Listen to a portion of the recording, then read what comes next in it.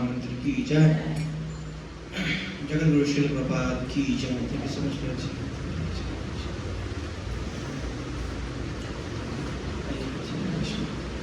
Hare Krishna. So welcome all of you, आप सबका स्वागत है आज DYPH discover your permanent happiness के 5वें सेशन, 5th सेशन। इसके साथ हम इस कोर्स के ऑलमोस्ट अब अंतिम चरणों पर पहुंच चुके हैं। 5वां, 6वां, 7वां 7 डे का कोर्स है। 5वां सेशन में हम आज खड़े हैं और अगले हफ्ते 6वां और 7वां रहेगा। सेम टाइम, सेम वेन्यू, सब कुछ सेम, ठीक है। तो आप में से किसने सबके सब सारे सेशन अटेंड किए? फर्स्ट से लेके 5th तक अभी तक सारे? ओह, बहुत सारे हैं। किन्होंने 4 अटेंड किए? 5 के 5 नहीं कर पाए, 4 लेकिन टोटल अटेंड हो जाए 3 से 3 की 2 सेशन। दूसरे में आप है ना, आपका सेकंड सेशन, आपका तीसरा है माता जी, तीसरा है। ओके, ऑनलाइन डिवोटीज ने जिन्होंने मतलब ऑफलाइन सारे अटेंड नहीं किए, ऑनलाइन सुने। रिकॉर्डिंग भी आपको मिल रहा है ना, रिकॉर्डिंग्स आप सुन सकते हैं, तो उसमें से भी क्लैरिटी मिल जाएगी। तो एक बार छोटा सा रिकैप करते हैं अभी तक हमने क्या डिस्कस किया। वैसे आज का टॉपिक बहुत इंटरेस्टिंग है। इंटरेस्टिंग इसलिए क्योंकि ये क्वेश्चन जो है दुनिया का लगता है 100 में से 101 लोग ये सवाल पूछते हैं, मैं इतना अच्छा हूँ, मेरे साथ बुरा क्यों होता है ना? सबका यही सवाल है कि अच्छे लोगों के साथ बुरा क्यों होता है या बुरे लोगों के साथ अच्छा क्यों होता है। बहुत इंटरेस्टिंग टॉपिक है, इसके ऊपर डिस्कशन करेंगे। फिलहाल हम पहले से शुरू करते हैं। पहला सेशन था सर्च फॉर हैप्पीनेस, सुख की खोज। दूसरा सेशन डज गॉड एग्जिस्ट, क्या भगवान है।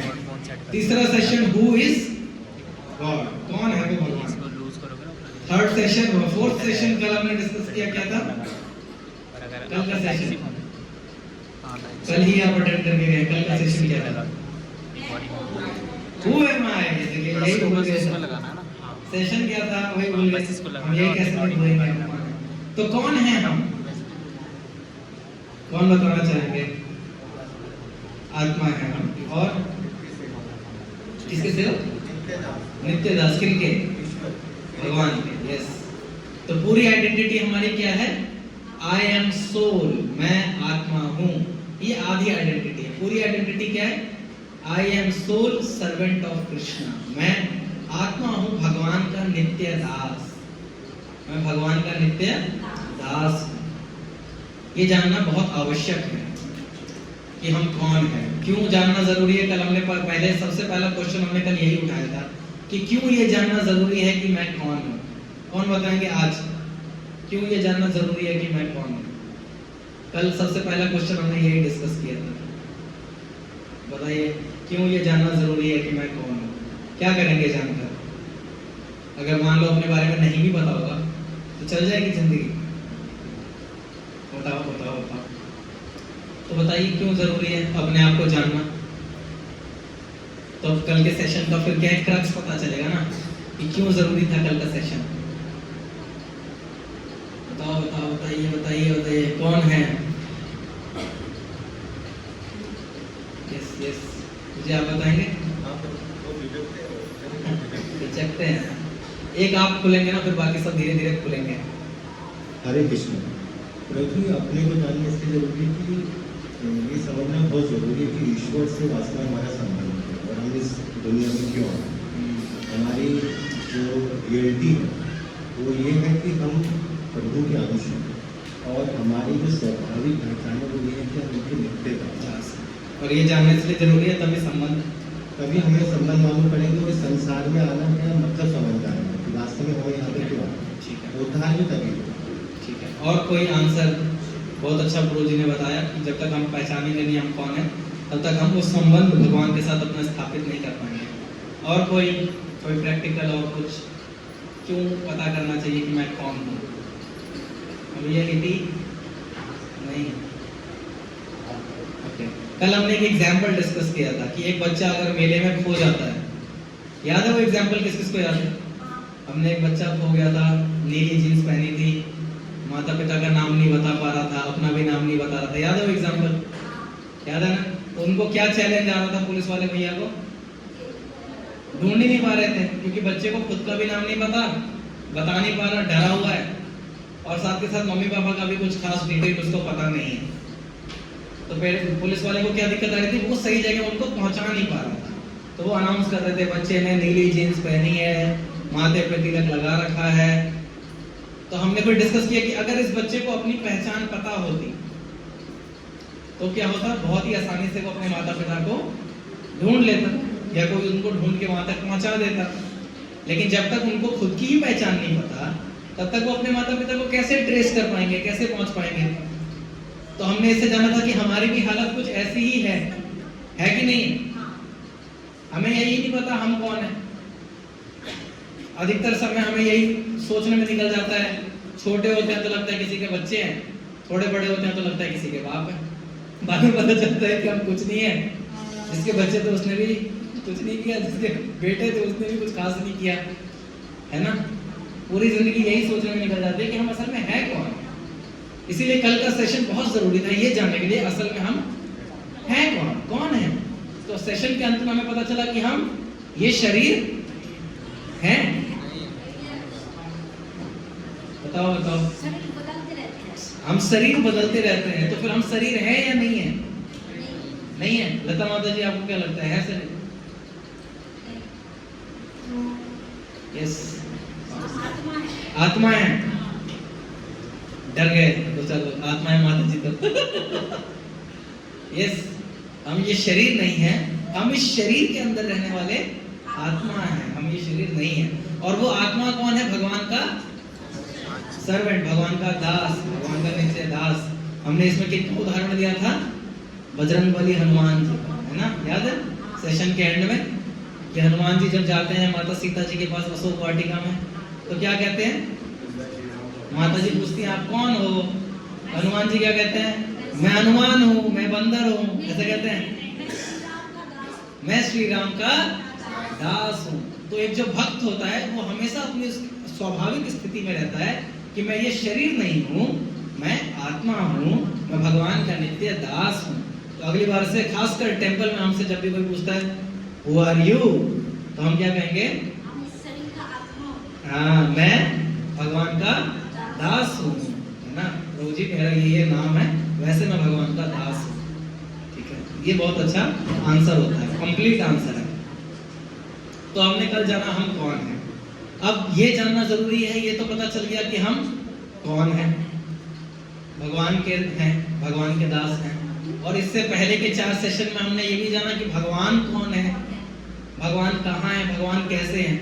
तो अब एक स्वाभाविक प्रश्न किसी के भी दिमाग में आएगा कि भगवान बहुत महान है, भगवान बहुत अच्छी स्थिति में है, वैकुंठ में है, तो हम यहाँ क्यों हैं? मैं कौन हूँ ये तो पता चल गया, लेकिन मैं यहाँ क्यों हूँ इस दयनीय स्थिति में, है ना? जैसे किसी का पिता बहुत अमीर हो और उसका बेटा अगर सड़क पे भीख मांग रहा हो, तो कोई भी चलता फिरता यही सवाल पूछेगा ना कि इसकी ये दशा कैसे हो गई। पूछेगा कि नहीं पूछेगा?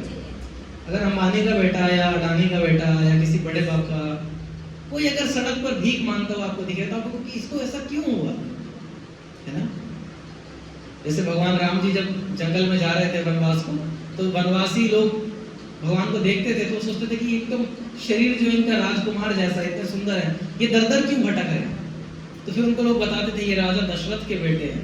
तो सब यही क्वेश्चन पूछते थे, इतने बड़े राजा के बेटे जंगल जंगल क्यों घूम रहे हैं?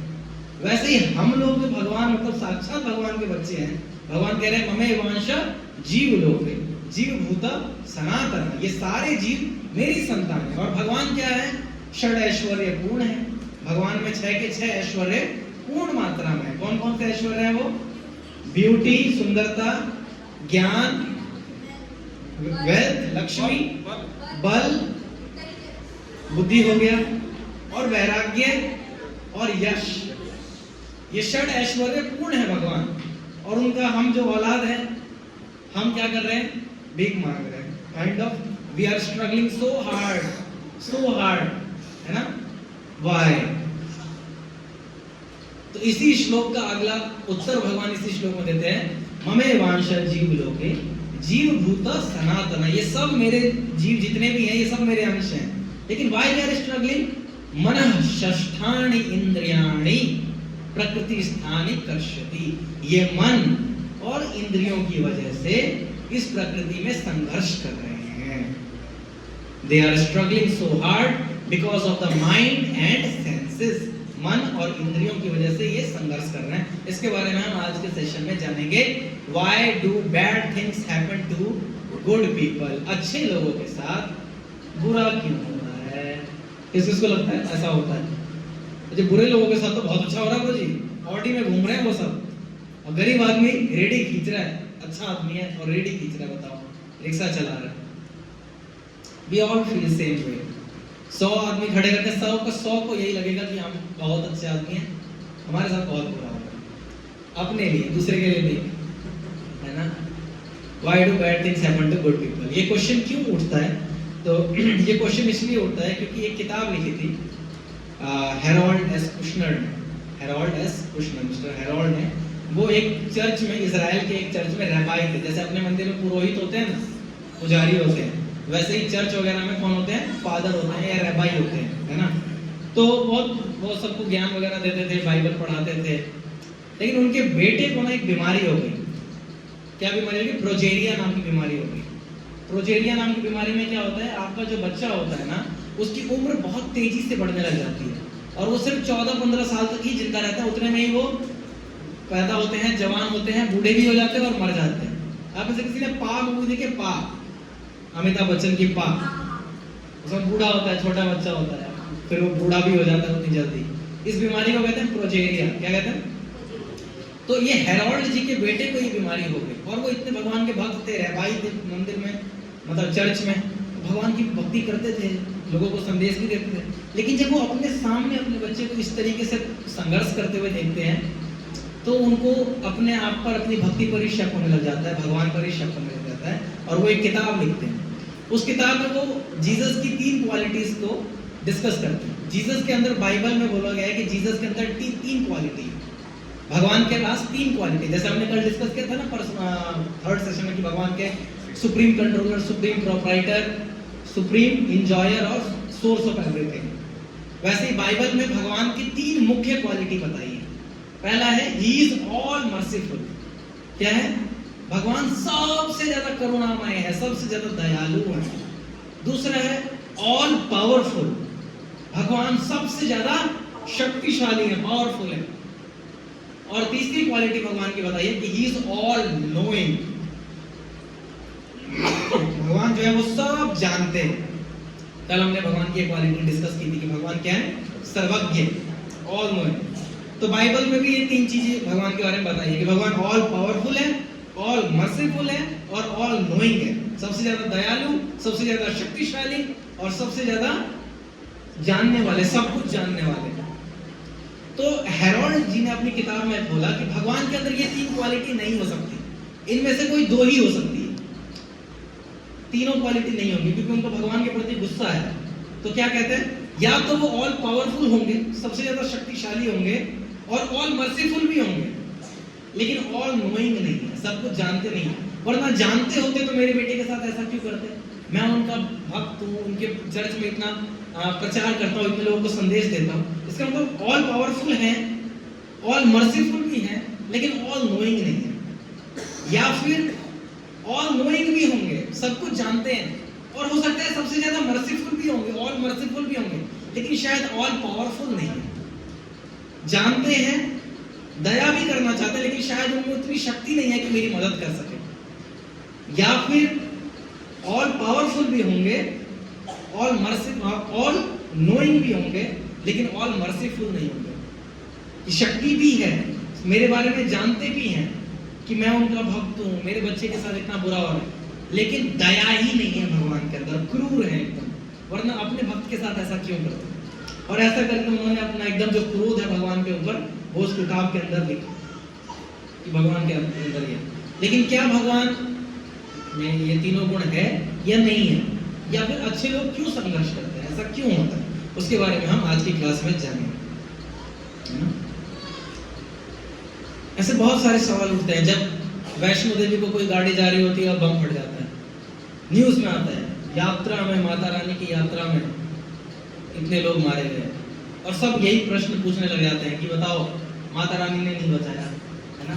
भगवान अमरनाथ की यात्रा में आतंकवादियों ने हमला कर दिया, पहाड़ खिसक गया, तो सब यही सोचने लगते बताओ भगवान ने रक्षा नहीं करी। वो लोग तो भक्त थे, वो लोग तो यात्रा पे जा रहे थे, वो कैसे मर गए, है ना? उनके साथ ऐसा सबका यही सोचने लग जाता है कि प्रभु जी वो तो पापी भी नहीं थे, वो तो नाम जप करते हुए कीर्तन करते हुए जा रहे थे, उनके साथ ऐसा क्यों हुआ?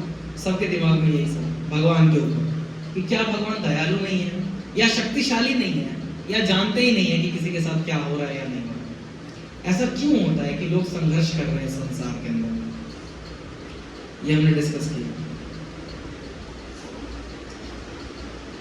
ये अभी हमने स्टार्टिंग में डिस्कस कर दिया कि भगवान जो है वो सच्चित आनंद है। सत मतलब हमेशा इटर्नल, चित मतलब सब कुछ जानने वाले, और आनंद मतलब हमेशा आनंद में रहते हैं।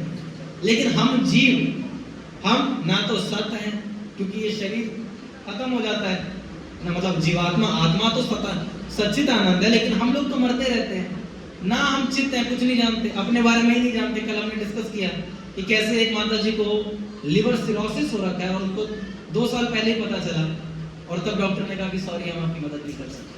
तो हमें अपने शरीर का ज्ञान नहीं है, दूसरों का तो हटाओ। और हम आनंद में भी नहीं है, निरानंद है। भगवान पूर्ण आनंद है और हम निरानंद है, हमारे पास कोई आनंद ही नहीं, हम आनंद ढूंढते रहते हैं बट मिलता नहीं है। ऐसा क्यों है? जीव इतना संघर्ष क्यों कर रहा है? जब भगवान सच्चिदानंद है तो जीव को भी सच्चिदानंद अनुभव करना चाहिए था। क्यों संघर्ष कर रहे हैं?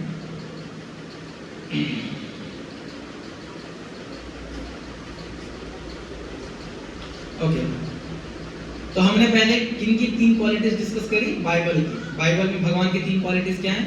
ऑल नोइंग, और पावरफुल, और मर्सीफुल। अब भगवत गीता के 5 मेजर टॉपिक्स के बारे में डिस्कस करते हैं। भगवत गीता में क्या बताया गया? भगवत गीता जो 5 मेजर टॉपिक को डिस्कस करती है वो है ईश्वर, जीव, प्रकृति, काल और कर्म। इसमें से अभी तक हमने क्या क्या डिस्कस कर लिया, कौन कौन बताएगा? ईश्वर के बारे में बात हो गई, ईश्वर कौन है, क्यों है, कहाँ है भी कि नहीं है, ईश्वर के बारे में डिस्कशन हो गया। भगवत गीता का एक टॉपिक हमने डिस्कस कर लिया। भगवत गीता दूसरा जो मेन टॉपिक डिस्कस करता है वो है जीव। जीव कौन है, इस बारे में डिस्कशन हुआ। कल डिस्कशन हुआ जीव के बारे में, कल हमने डिस्कशन किया अपने बारे में, यानी दूसरा टॉपिक भी डिस्कशन हुआ। तीसरा है प्रकृति, ये संसार, इसके बारे में अभी तक डिस्कशन हुआ है? कौन कहेगा? प्रकृति के बारे में कोई डिस्कशन हुआ है? बहुत थोड़ा हुआ है। आज हम थोड़ा और डिटेल में करेंगे प्रकृति क्या है। फिर आता है काल यानी कि समय, और फिर आता है कर्म।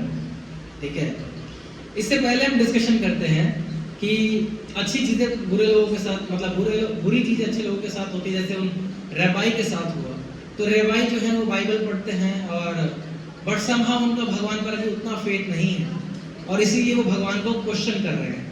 लेकिन हमारे धर्म में अगर हम देखेंगे, एक बहुत ही अच्छा प्रकरण आता है भागवतम पढ़ते वक्त, जब भीष्म पितामह बाणों की सरिया पर लेटे हुए। आप में से कौन कौन भीष्म पितामह के बारे में जानते हैं? भीष्म पितामह महाभारत के सबसे महान योद्धा, और बाणों की सरिया पर लेटे हुए, और महाभारत का युद्ध खत्म हो गया। तो युधिष्ठिर महाराज, अर्जुन, चारों पांडव, 5 पांडव, कुंती महारानी और बहुत सारे संत महात्मा युद्ध किनके पास जाते हैं? भीष्म पितामह के पास जाते हैं उनसे ज्ञान लेने के लिए।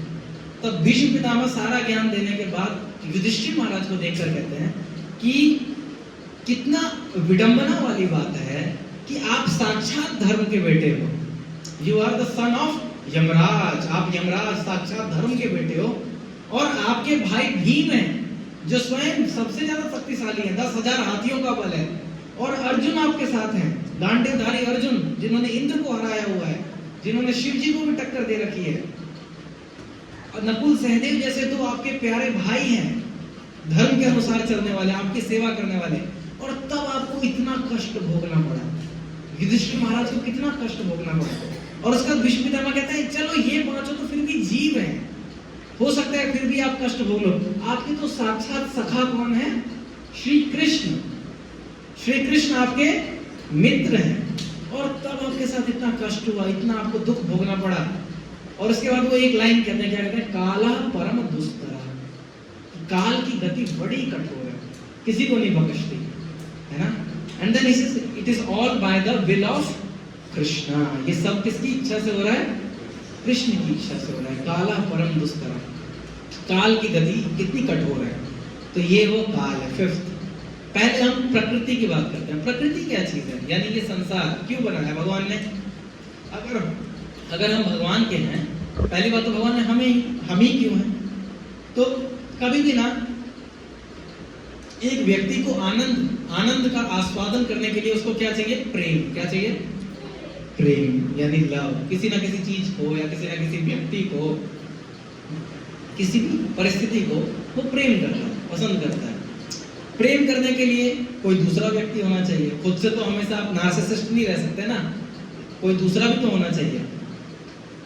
तो भगवान ने उसी प्रेम के आदान प्रदान के लिए किनको बनाया, सभी जीवों को बनाया, कि मैं अकेला आनंद का भोग नहीं कर सकता, मेरे को आनंद भोगने के लिए भी असंख्य जीव चाहिए, क्योंकि भगवान का आनंद भी असंख्य है, अनंत है, तो अनंत जीव प्रकट होते हैं। अब इन जीवों से प्रेम करने के लिए ना कभी भी आप क्या होना चाहिए, चॉइस होनी चाहिए। क्या होनी चाहिए, चॉइस। जबरदस्ती नहीं है। मैं तुषार प्रभु को गर्दन पकड़ के नहीं कह सकता तुम मेरे को प्यार करो, कि कह सकता हूँ, नहीं कह सकता ना। अगर कोई गुंडा किसी लड़की के सर पर बंदूक रख कर गए, बोल आई लव यू, बोल, तो वो हो सकता है डर करेगा आई लव यू, लेकिन क्या ये सच में प्रेम करती है उनसे, नहीं करती ना। इसे प्रेम नहीं कहते, इसे क्या कहते हैं, डर। और मान लो कभी कभी मजबूरी भी होती है, कोई दूसरा ऑप्शन ही नहीं था, चॉइस नहीं है, तो क्या एक ही व्यक्ति, मान लो कोई टापू पे आप फंसे हो, वहां एक ही लड़का था, एकदम गंदा सा दिखने वाला, काला बाल उसके उड़े हुए हैं, मोटू सा, छोटा हाइट का, देखने में ही पसंद नहीं आते, लेकिन और कोई लड़का पूरे टापू पे है ही नहीं, और वो लड़का आके आपको कहे आई लव यू, तब कोई दूसरा ऑप्शन है ही नहीं, तो हम क्या कहेंगे, चलो भाई कुछ नहीं है तो आई लव यू। बट क्या ये प्रेम है, इसे कहते हैं मजबूरी। क्या कहते हैं इसको, मजबूरी। यानी जहां प्रेम है वहां क्या होना चाहिए, चॉइस। कुछ चॉइस तो दुकान पर भी हम जाते हैं, तो हम दुकान में बैठते हैं, कहते भैया कपड़े दिखाओ, और वो 2 ही कपड़े रख देता है, कहते भैया क्या दुकान आपके में हम आएंगे, कोई चॉइस ही नहीं है। कम से कम 10-12 सेट तो दिखाओ तब ना पसंद करेंगे, 2 में क्या पसंद करें, या ये, है ना। दुकान पे कपड़ा खरीदने जाते हैं तो भी, तो हम जब किसी व्यक्ति से प्रेम करने के लिए जा रहे हैं तो वहां पर क्या होना चाहिए, चॉइस होनी चाहिए। तो भगवान ने सभी जीवों को बनाने के बाद चॉइस दी। क्या choice the, either you love God और लीव गॉड, या तो भगवान से प्रेम करें या भगवान से विद्रोह, भगवान से दूर चले जाएं, यही 2 ऑप्शन है। तो इनमें से कई जीवों ने तो सीधा सीधा भगवान को स्वीकार किया कि भगवान से हम प्रेम करते हैं, तो ये भगवान के नित्य पार्षद, भगवान से हमेशा, भगवान से इनका प्रेम है, नित्य सिद्ध। और कई जीव ऐसे हैं जिन्होंने भगवान को नहीं, चॉइस, उन्होंने गलत चॉइस चुन ली। क्या चॉइस चुनी, आई लीव गॉड, मैं भगवान को छोड़ रहा हूं। अब जिन्होंने आई लीव किया, ये भी तो भगवान की संतान है कि नहीं। तो कोई ना कोई तरीका तो बनाना होगा कि ये जो आई लीव करके गए हैं, इनको वापस से किस में लाया जाए, आई लव में। ये जो आई लव वाले थे ये तो सीधे आ गए, जो आई लीव करके गए, मैं छोड़ के जा रहा हूं आपको, इनको वापस से कहां लाया जाए, आई लव में। प्रभु आपसे मैं प्रेम करता हूं। तो ये आई लीव वालों को आई लव में ट्रांसफॉर्म करने के लिए बीच में एक रिफॉर्मेशन सेंटर बनाया जाता है। क्या बनाया जाता है, रिफॉर्मेशन सेंटर, जिसके अंदर ये अपने आप को बदल पाए। उस जगह को कहते हैं भौतिक संसार। क्या कहते हैं, भौतिक संसार, जहां पर हम लोग अभी हैं। यहाँ आता है वो आदमी, लात जूता खाता है, थोड़ी अकल आती है, और फिर प्रभु के सामने हाथ जोड़ के कहता है प्रभु आई लव यू, है ना, मैं आपसे बहुत प्रेम करता हूँ, और फिर भगवान इसको वापस से स्वीकार कर लेते हैं। तो ये भौतिक संसार भगवान ने क्यों बनाया, हमारे रिफॉर्मेशन के लिए, हमारे को बदलने के लिए, हमारी जो गलत चॉइस थी उसको सही चॉइस बनाने के लिए भौतिक संसार बनाया।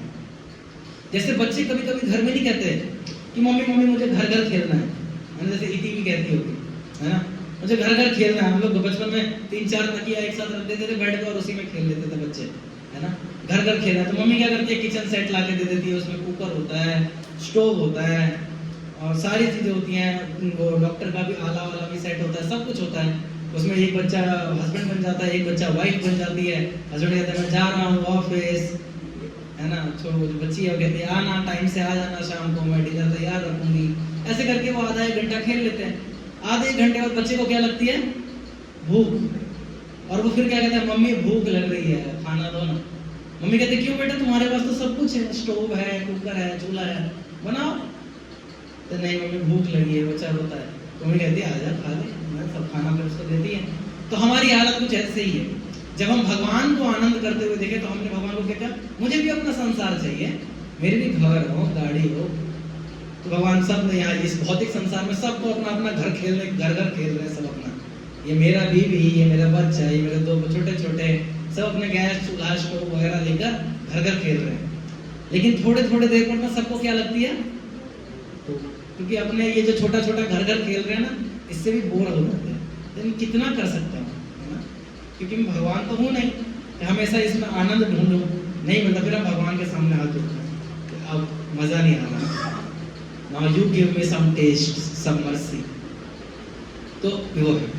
एक और अंडरस्टैंडिंग दी जाती है कि ये जो प्रकृति है, ये जो संसार है, इसका एक नाम है दुर्ग। क्या नाम है? दुर्ग। इस भौतिक संसार का एक नाम है दुर्ग। और इस दुर्ग को कंट्रोल करने वाली जो देवी है उनका नाम है दुर्गा माता। भगवती का एक नाम क्या है? दुर्गा। उनका ये सेवा है कि यहाँ सारे भौतिक जीव जो हैं, जितने भी जीवात्मा यहाँ पर भगवान को छोड़ कर आई हैं, वो हमेशा क्या करें? मजे करें, बले बले करें, क्या करें? कष्ट भोगें। त्रैताप, आदि भौतिक क्लेश, आदि दैविक क्लेश और आध्यात्मिक क्लेश। माता भगवती के हाथ में त्रिशूल है, देखा आपने? तो भवानी है दुर्गा, उनके हाथ में त्रिशूल है और उसके आगे 3 त्रिशूल होते हैं। तो एक त्रिशूल का है आदि दैविक क्लेश, दूसरा है आदि भौतिक क्लेश और तीसरा है आध्यात्मिक क्लेश। ये 3 क्लेशों से माता ने सभी जीवन को अभी इनको भगवान याद आएंगे। तो यहाँ इस दुर्ग के अंदर, ये दुर्ग मतलब जेल। दुर्ग किसको कहा जाता है? जेल को। जैसे जो कैदी होते हैं ना, जो बदमाश लोग होते हैं, जो सरकार की बात नहीं मानते, उनको कहाँ रखा जाता है? जेल में रखा जाता है कि वहां जाकर वो सुधरेंगे। और फिर जब वो सुधर जाते हैं तो उनको वापस से सभी लोगों के साथ जोड़ दिया जाता है। वैसे ही हम लोग वो हैं जो सरकार की बात नहीं मानते। भगवान कह रहे हैं मेरा भजन करो, मेरा पूजन करो, मुझे नमस्कार करो, यद करो सी यद अस्नासी यद जुयोसी ददासी यद, है ना। भगवान कह रहे हैं सब कुछ मेरे लिए करो, लेकिन हम नहीं करना चाहते। तो हम क्या हो गए? हम अच्छे सिटीजन नहीं है, भगवान की सरकार के अच्छे से नियम पालन नहीं कर रहे, भगवान के संविधान का पालन नहीं कर रहे। तो हमें कहाँ रखा जाता है? जेल में। उस जेल को कहते हैं संसार, भौतिक जगत। यहाँ पर फिर कोई कहे, बुद्धिमान आदमी कह सकता है, कोई पूछ सकता है जेल में तो सलाखें होती हैं, यहाँ तो कोई सलाखें दिख ही नहीं रही, कोई बेड़ियां दिख रही हैं, कोई सलाखें दिख रही हैं? किसी को नहीं दिख रही ना। तो क्यों नहीं है यहाँ पर सलाखें? अगर जेल के अंदर आदमी को मजा आने लग जाए तो सलाखें बनाने की कोई जरूरत है? वैसे भी वो जेल छोड़कर नहीं जाएगा। एक बार एक व्यक्ति के पास नारद मुनि गए। हम लोग ये ड्रामा खेलते हैं कि कैलाश का ड्रामा अब कभी करेंगे। कैलाश के पास नारद मुनि जाते हैं कि कैलाश चलो, वैकुंठ तुम्हारे लिए मेरे पास एक टिकट है वैकुंठ ले जाने की। तो कैलाश कहता है कि अच्छा वैकुंठ चला जाऊंगा? हाँ वैकुंठ चले जाओगे। अरे प्रभु जी फिर तो बहुत अच्छा हो जाएगा ना, मैं तो सच में मेरा बहुत मन था भगवान के पास जाने का, मैं जाऊंगा, पक्का जाऊंगा। तो चलो। नहीं प्रभु जी अभी तो नहीं जा सकता। अभी क्यों नहीं जा सकता? मेरे एग्जाम्स आ रहे हैं मुझे, 12वीं के बोर्ड के, है ना। अभी तो मेरे को पेरेंट्स का भी काम है, पापा ने लोन ले रखा है IIT क्लियर करने के लिए, अभी मैं कैसे जा सकता हूँ? तो नारद मुनि कहते हैं ठीक है मैं थोड़े दिन बाद आता हूँ। फिर नारद मुनि थोड़े दिन बाद आते हैं। कैलाश अब चलो, अभी भी टिकट खाली है ना। कैलाश कहता है महाराज पहले तो चला भी जाता, अब कैसे जाऊँ? तो शादी हो गई, तो बीवी की जिम्मेदारी है, बच्चे हो गए, अब कैसे वैकुंठ जाऊँगा? तो नहीं सबको ले चलता हूँ, सब चलो साथ में, सबके लिए टिकट है। कहते नहीं अभी हम सब अभी कहाँ जाएंगे? इतनी मुश्किल से घर बनाया है, लोन लिया है ना, 3 BHK अपार्टमेंट लिया है इतनी मुश्किल से। अभी वैसे भी हम शॉपिंग पे जा रहे थे, अभी तो नहीं जा पाएंगे भोजी, आज का मुश्किल है भोजी, आज क्लास में नहीं आ पाऊंगा, आज हमारा कुछ प्लान है। कहते नहीं है कभी कभी हम। तो नारद मुनि का ठीक है कोई बात नहीं, थोड़े दिन बाद आता हूँ। थोड़े दिन बाद आए तो कैलाश क्या हो गया था? बूढ़ा हो गया। तो कैलाश बोले अब चलो कैलाश, अभी तो सब हो गया, बच्चे भी बड़े हो गए, अब चलो। तो नहीं नहीं अभी कैसे जा सकता हूँ, अभी तो बच्चों को सारा बिजनेस दिया है, ये संभाल नहीं पा रहे हैं, इनको इनका नौकर बेवकूफ बना देता है मेरे सामने, इनको ठग के चले जाते हैं, नहीं नहीं अभी नहीं जा सकता, सारी जिम्मेदारी मेरे ही ऊपर है, ये लोगों को अभी कुछ समझ नहीं आ रहा है ना, अभी नहीं जा पाऊंगा, महाराज थोड़े समय बाद आओ। फिर थोड़े दिन बाद नारद मुनि आते हैं, तो कैलाश घर में होता नहीं है। कहाँ होता है कैलाश?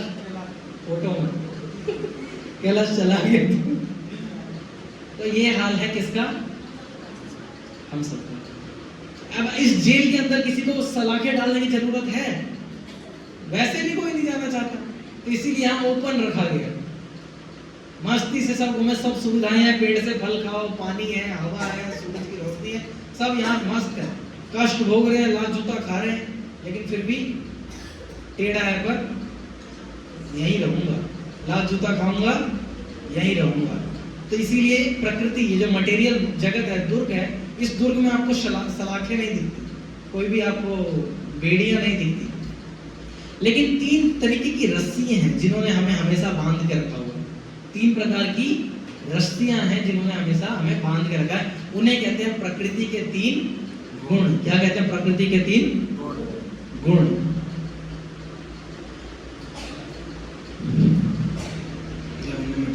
डिस्कस किया।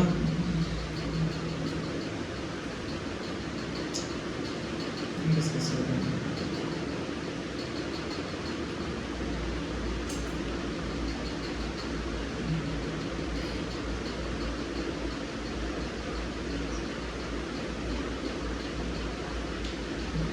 मटेरियल वर्ल्ड में डिस्कस किया, ठीक है। तो प्रकृति के 3 गुण क्या हैं? किस किस को पता है पहले से ही कि 3 गुण कौन कौन से होते हैं? यस ब्रदर, पहला गुण क्या है? सतोगुण। सतोगुण कौन सा गुण है? जिसके अंदर व्यक्ति स्वाभाविक रूप से अच्छे काम करना चाहता है, जैसे सुबह जल्दी उठ जाना, माला करना, भगवान की पूजा करना, योगा प्राणायाम कर लेना, किताबें पढ़ने में ऐसे लोगों को बड़ी रुचि होती है, कथा भागवत सुनने में बड़ी रुचि होती है, यह है सतोगुण।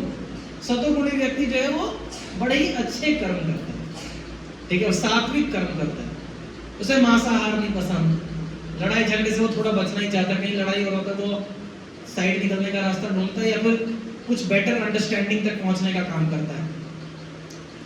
तो यह है सतोगुण। सतोगुणी व्यक्ति शांत स्वभाव का सतोगुणी, समझ गए? सात्विक गुण होते हैं उनके। दूसरा गुण कौन सा है?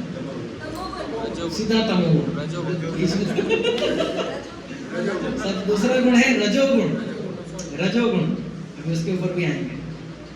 रजोगुण में बहुत ज्यादा इच्छाएं होती हैं, अनंत इच्छाएं, बहुत ज्यादा वेग होता है, करना है, ये चाहिए, वो चाहिए, अननेसेसरी शक्ति का प्रदर्शन, गर्व होना, अहंकार होना, ये सब रजोगुण के लक्षण है। हम इन तीनों के बारे में डिस्कस करेंगे। और तीसरा गुण क्या है? तमोगुण। तमोगुण में आदमी क्या करता है? प्रमाद, हमेशा आलस्य, आलस में रहता है, सोता है, नशा करता है, घटिया चीजें खाता है, पुरानी 10 दिन वाली बासी खाना खिला दो उसको, घर में ताजा कुछ बनाओ उसको पसंद नहीं आएगा, होटल में बासी 1-2 महीने का पड़ा हुआ उसको गर्म करके दे देंगे वो खा लेगा, है ना? अभी हम लोग यही खाते हैं। ये है तमोगुणी लोगों के लक्षण। ताजा ताजा नहीं पसंद, जूस पिलाओ नहीं पिएगा, दारू पिलाओ पिएगा, यह है तमोगुणी लोगों के लक्षण। तमोगुणी लोग पागल होते हैं, सन की किसी भी छोटी बात पर सनक जाएंगे, और कभी कभी बड़ी बड़ी बातों पर सनकेंगे ही। बड़ी बड़ी बात, घर में आग लग रही है, कोई फर्क नहीं है, और कभी कभी मेरी थाली में आज मिर्च का अचार नहीं है, थाली पटक दी। ये होता है तमोगुणी लोगों के लक्षण। ये सब कुछ ना कुछ मात्रा में हमारे अंदर है, अभी हम डिस्कस करेंगे। मटेरियल वर्ल्ड में ये 3 रस्सियां हैं जो हमें बांध कर रखती है। इसीलिए ये जगह जो है ये जेल की तरह, आपको पूरी आजादी है लेकिन फिर भी बांध के रखा हुआ है, कभी सतोगुण की रस्सी से, कभी रजोगुण की रस्सी से, कभी तमोगुण की रस्सी से। भगवान गीता में कहते हैं इच्छा द्वेष समुत्थेन द्वंद्व मोहेन भारत सर्वभूतानि सम्मोहम सर्गे यान्ति परन्तप। हे भारत वंशी अर्जुन, है ना, सारे जीव इस संसार में डिल्यूजन में रहते हैं। डिल्यूजन मतलब द्वंद्व में रहते हैं, और ये इसकी वजह से हमेशा क्या रहते हैं, बिविल्डर्ड रहते हैं, सही डिसीजन नहीं लेना चाहते हैं। और दो चीजें उनके अंदर हमेशा आती रहती हैं, दो चीजें, क्या? डिजायर और हेट। डिजायर और हेट, इच्छाएं नफरत, इच्छाएं नफरत।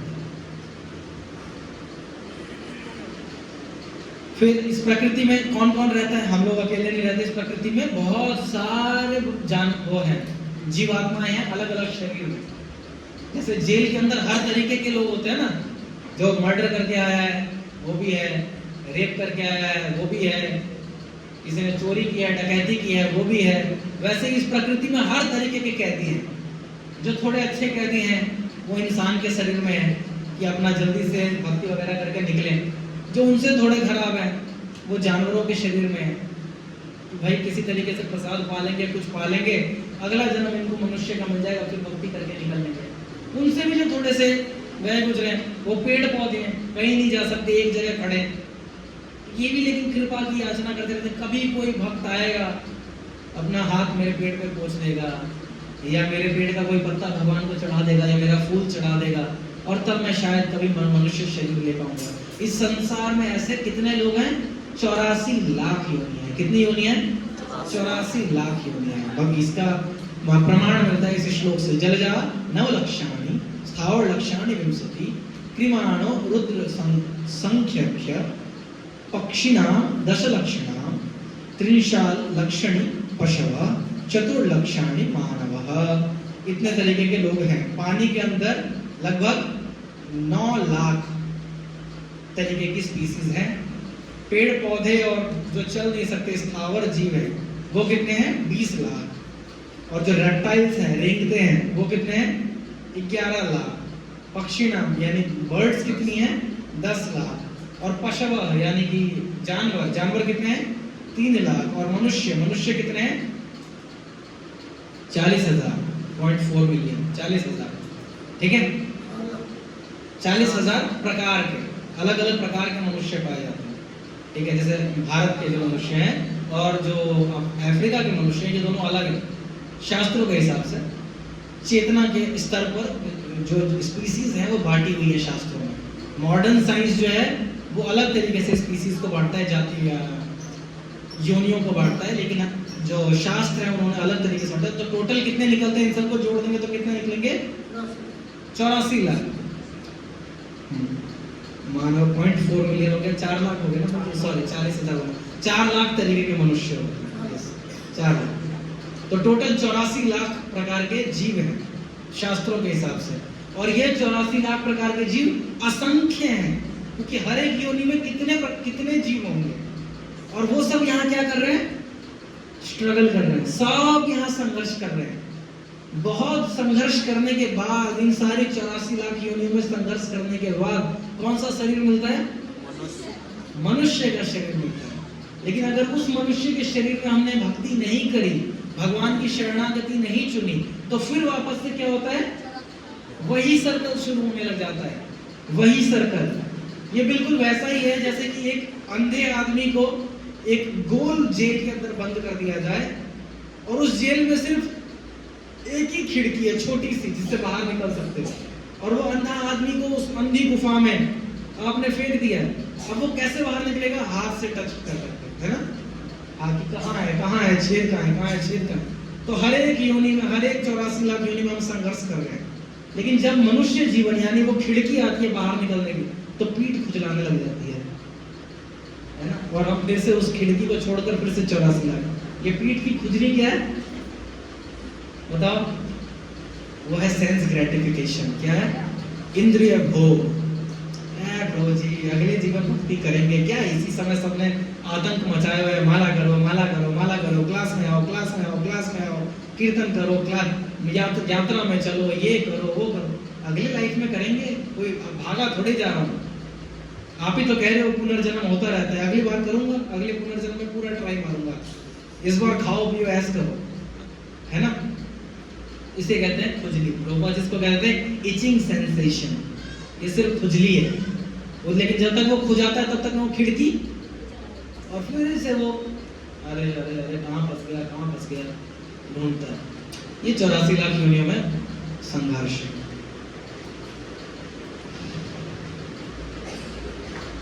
तो हमने 3 गुणों के बारे में बात किया। 3 गुण क्या है? सत्वम रजस तम इति गुणा प्रकृति संभवा निबधन्ति महाबाहो देहे देहिनाम अव्ययम। ये जो भौतिक जगत है ये 3 प्रकार के गुणों से बना हुआ है। वो 3 गुण क्या हैं? गुडनेस, पैशन और इग्नोरेंस, यानी सतोगुण, रजोगुण और तमोगुण। और इन 3 गुणों की वजह से जितने भी जीव हैं वो अलग अलग तरीके से संघर्ष कर रहे हैं, अलग अलग तरीके से संघर्ष कर रहे हैं, क्योंकि ये तीनों गुण जो है ना आपस में अलग अलग परम्यूटेशन कॉम्बिनेशन बनाकर बहुत सारे बन सकते हैं। जैसे कलर, बचपन में हम ड्राइंग बुक में ना कलर्स के साथ गेम करते थे कि 3 ही कलर होते हैं, रेड, येलो और ब्लू, यही 3 कलर होते हैं। इन तीनों को मिला मिला के अलग अलग कलर बनाते थे। किस किसने किया है? येलो और ब्लू को बनाते हैं तो ग्रीन बन जाता है, देखो। रेड और येलो को मिलाएंगे तो ऑरेंज बन जाता है। इन 3 कलर को मिला मिला के असंख्य कलर बनाए जा सकते हैं, बहुत सारे कलर बनाए जा सकते हैं।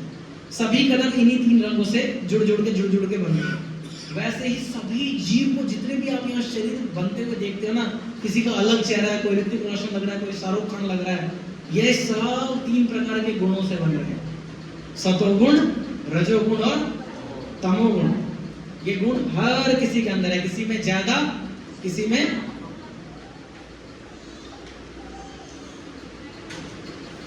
ये सतोगुण, रजोगुण, तमोगुण किस तरीके से आदमी को चलाते हैं, कठपुतली की तरह मचाते हैं। कई बार हमें लगता है कि हमें बांध के रखा जा रहा है। हम पूरा शेड्यूल बनाते हैं, सुबह कल 5 बजे उठूंगा, उसके बाद नहाऊंगा, माला करूंगा, तिलक लगाऊंगा और फिर ऑफिस जाऊंगा एंड देन सब कुछ करूंगा। लेकिन सुबह जब अलार्म बजता है ना, सारा प्लान धरा रह जाता है और हम उसको कर देते हैं। 2 बार तो स्नूज करते हैं और तीसरी बार में बंद कर देते हैं और फिर 8 बजे तक सोते हैं। फिर नहाने का मन किया तो नहा लिया, नहीं मन किया तो चल दिया ऑफिस। ऐसे भी कुछ लोग ऐसे भी हैं, है ना, सर्दियों में खासकर। और फिर रास्ते में से ही कुछ कचड़ा पचड़ा खा लिया, मेट्रो में इतना कुछ बिक रहा है। तो कौन सी रस्सी ने सुबह उठने नहीं दिया? कौन सी रस्सी थी जिसमें बांधा हुआ था बेड के साथ? तमोगुण। यस, तमोगुण। कई बार हमारा बहुत मन होता है क्लास में आने का, बहुत मन होता है क्लास में आने का, प्लान भी बनाया होता है, मैसेज आ गया है 4 बजे, सब कुछ ठीक है, लेकिन तुरंत हॉटस्टार के ऊपर एक मैसेज आता है, इंडिया वर्सेस साउथ अफ्रीका 7 बजे शाम को शुरू हो रहा है, 6 बजे शुरू हो रहा है। और हम कहते हैं यार क्लास तो होती रहती है, इंडिया वर्सेस साउथ अफ्रीका हर बार थोड़ी होता है, इंडिया वर्सेस पाकिस्तान हर बार थोड़ी होता है, आज मैच देख ही लेता हूं, अगली बार क्लास करेंगे। ये कौन सी रस्सी ने बांध लिया इसको घर में? कौन सी रस्सी ने? रजोगुण। इच्छाएं। कई बार मन होता है भक्ति करूंगा, संकीर्तन में जाऊंगा, सब कुछ जाऊंगा और भक्तों के साथ नाचूंगा, प्रकृति भी वैसी मिल जाती है, आसपास के लोग भी कहते हैं कि चलो, लेकिन दिमाग कहता है ये इस्कॉन वाले हरे कृष्णा करके सबको कर रहे हैं, असली तो ये यज्ञ है, हवन है, घर में रहो, सारे भगवान घर में ही है, तीर्थ घर में ही है, कहाँ जाना है वृंदावन, ये सब। इसको मंदिर आने से कौन सी रस्सी ने रोक लिया? सतोगुण। इसका सतोगुण ने इसको बांध लिया। योगा करना सबसे ज्यादा जरूरी है, योगा करो, प्राणायाम करो, ये सब करो। क्या माला के लगा रखा है, 2-2 घंटे माला कर रहे हो, ये कौन सी रस्सी में बंधा हुआ है अभी तक बेचारा? सतोगुण। सतोगुण भी रस्सी है। जैसे एक जो तमोगुण है वो समझ लीजिए लोहे की बेड़ी है, रजोगुण जो है वो चांदी की बेड़ी है और सतोगुण जो है वो सोने की बेड़ी है। तो क्या सोने की बेड़ी अच्छी है? आपको बांधूंगा लेकिन सोने के कंगन से बांधूंगा, खुश हो जाओगे? बांध, अरे कितनी अच्छी बात है, जेल में मुझे बंद किया लेकिन सोने से बांधा है, खुश हो जाएगा आदमी? अरे बांधा है, रियलिटी तो यही, आप बंधे हुए हो, चाहे लोहे से बांधे या सोने से बांधे। वैसे ही तीनों गुण में से किसी भी गुण में बंधा हुआ होना मुश्किल है, लेकिन फिर भी सतोगुण के अंदर से बाहर निकलना आसान है। सतोगुण में आदमी आराम से भक्ति में लगाया जा सकता है, किसी ना किसी तरीके से भक्ति में वो इंगेज हो जाएगा, क्योंकि उसके अंदर पहले से ही कुछ ना कुछ अच्छे गुण हैं। लेकिन रजो और तमोगुण में बड़ा मुश्किल होता है। कम से कम सतोगुण वाला हवन इत्यादि तो कर रहा है, उसको बीच में एक बार हरे कृष्ण महामंत्र बुलवा देंगे तो किसी तरीके से जुड़ जाएगा। रजोगुण वाला तो क्रिकेट देख रहा है, उसको कहां से बुलवाऊं, हरि बोल, छक्का लगा, ऐसे करना है क्या? मतलब वो भी किया जा सकता है, but it is very difficult, very difficult. तो रजोगुण और तमोगुण इट इज वेरी डिफिकल्ट। तो हमेशा हमें क्या प्रयास करना चाहिए कि हम तमोगुण और रजोगुण से बाहर निकलकर किस में आए, कम से कम सत्वगुण में तो आए, कम से कम सुबह टाइम से तो उठे, कम से कम थोड़ा तिलक वगैरह तो लगाएं, भक्तों का संग करें, कुछ हेल्दी खाएं, कुछ स्वादिष्ट खाएं। नहीं रोज मोमोज ही चल रहा है, रोज बर्गर ही खा रहे हैं बासी 10 दिन पुराना, तो ये सब क्या है, ये शरीर को आलसी बनाएगा, तामसिक बनाएगा। हम जैसा अन्न वैसा होगा मन। अगर आप अन्न खा रहे हैं घटिया तो आपका मन भी घटिया ही होगा। जो आप देखिए जो मांसाहार खाते हैं, जो मीट वगैरह खाते हैं, उन्हें गुस्सा बहुत आता है, छोटी छोटी बात पे गुस्सा करेंगे, छोटी छोटी बात पे उनका क्या ना चटक गया दिमाग, चटक जाता है उनका दिमाग, थोड़े से ही झटका हो जाता है, हलाल है ना, दिमाग चटक जाता है। क्यों? क्योंकि फ्लैश खाते हैं, तो उनके अंदर दया बची ही नहीं। जो दूसरे जीव को, अपनी 3 फुट के जीव को 3 इंच के जीव के लिए खा सकता है, वो तो कुछ भी कर सकता है, उसका गुस्से का तो कोई पता ही नहीं है, वो किसी को भी मार सकता है। इसीलिए मांसाहारी लोगों में कई बार हमें बहुत गुस्सा देखने को मिलता है। वहीं पे सतोगुणी आदमी जो है वो थोड़े बेटर होते हैं। इसीलिए हमें ट्राई करना चाहिए कि हम तमोगुण से उठकर सतोगुण में आए, धीरे धीरे अपने आप को सतोगुण में लाएं और फिर सतोगुण में रहकर भक्ति करें। अब सत्वगुण क्या है उसके बारे में भगवद गीता में भगवान क्या कहते हैं, तत्र सत्वम निर्मलत्वात् प्रक्षणाम अनामयम सुख संगेन बध्नाति जया ज्ञान संगेन चारभ। हे अर्जुन, हे निष्पाप, सत्वगुण में रहने वाले लोग जो हैं वो बाकियों से अच्छे हैं। क्यों अच्छे हैं? क्योंकि ये लोग निष्पाप होते हैं, ये लोग ज्यादा पाप नहीं करते। सत्वगुणी लोग मोटा मोटी अच्छी जिंदगी जी रहे होते हैं, किसी को ज्यादा कष्ट नहीं देते। सत्वगुणी लोग जो खाएंगे सात्विक खाएंगे, जो खाएंगे कुछ हेल्दी खाएंगे, तो जानवरों को परेशान नहीं कर रहे।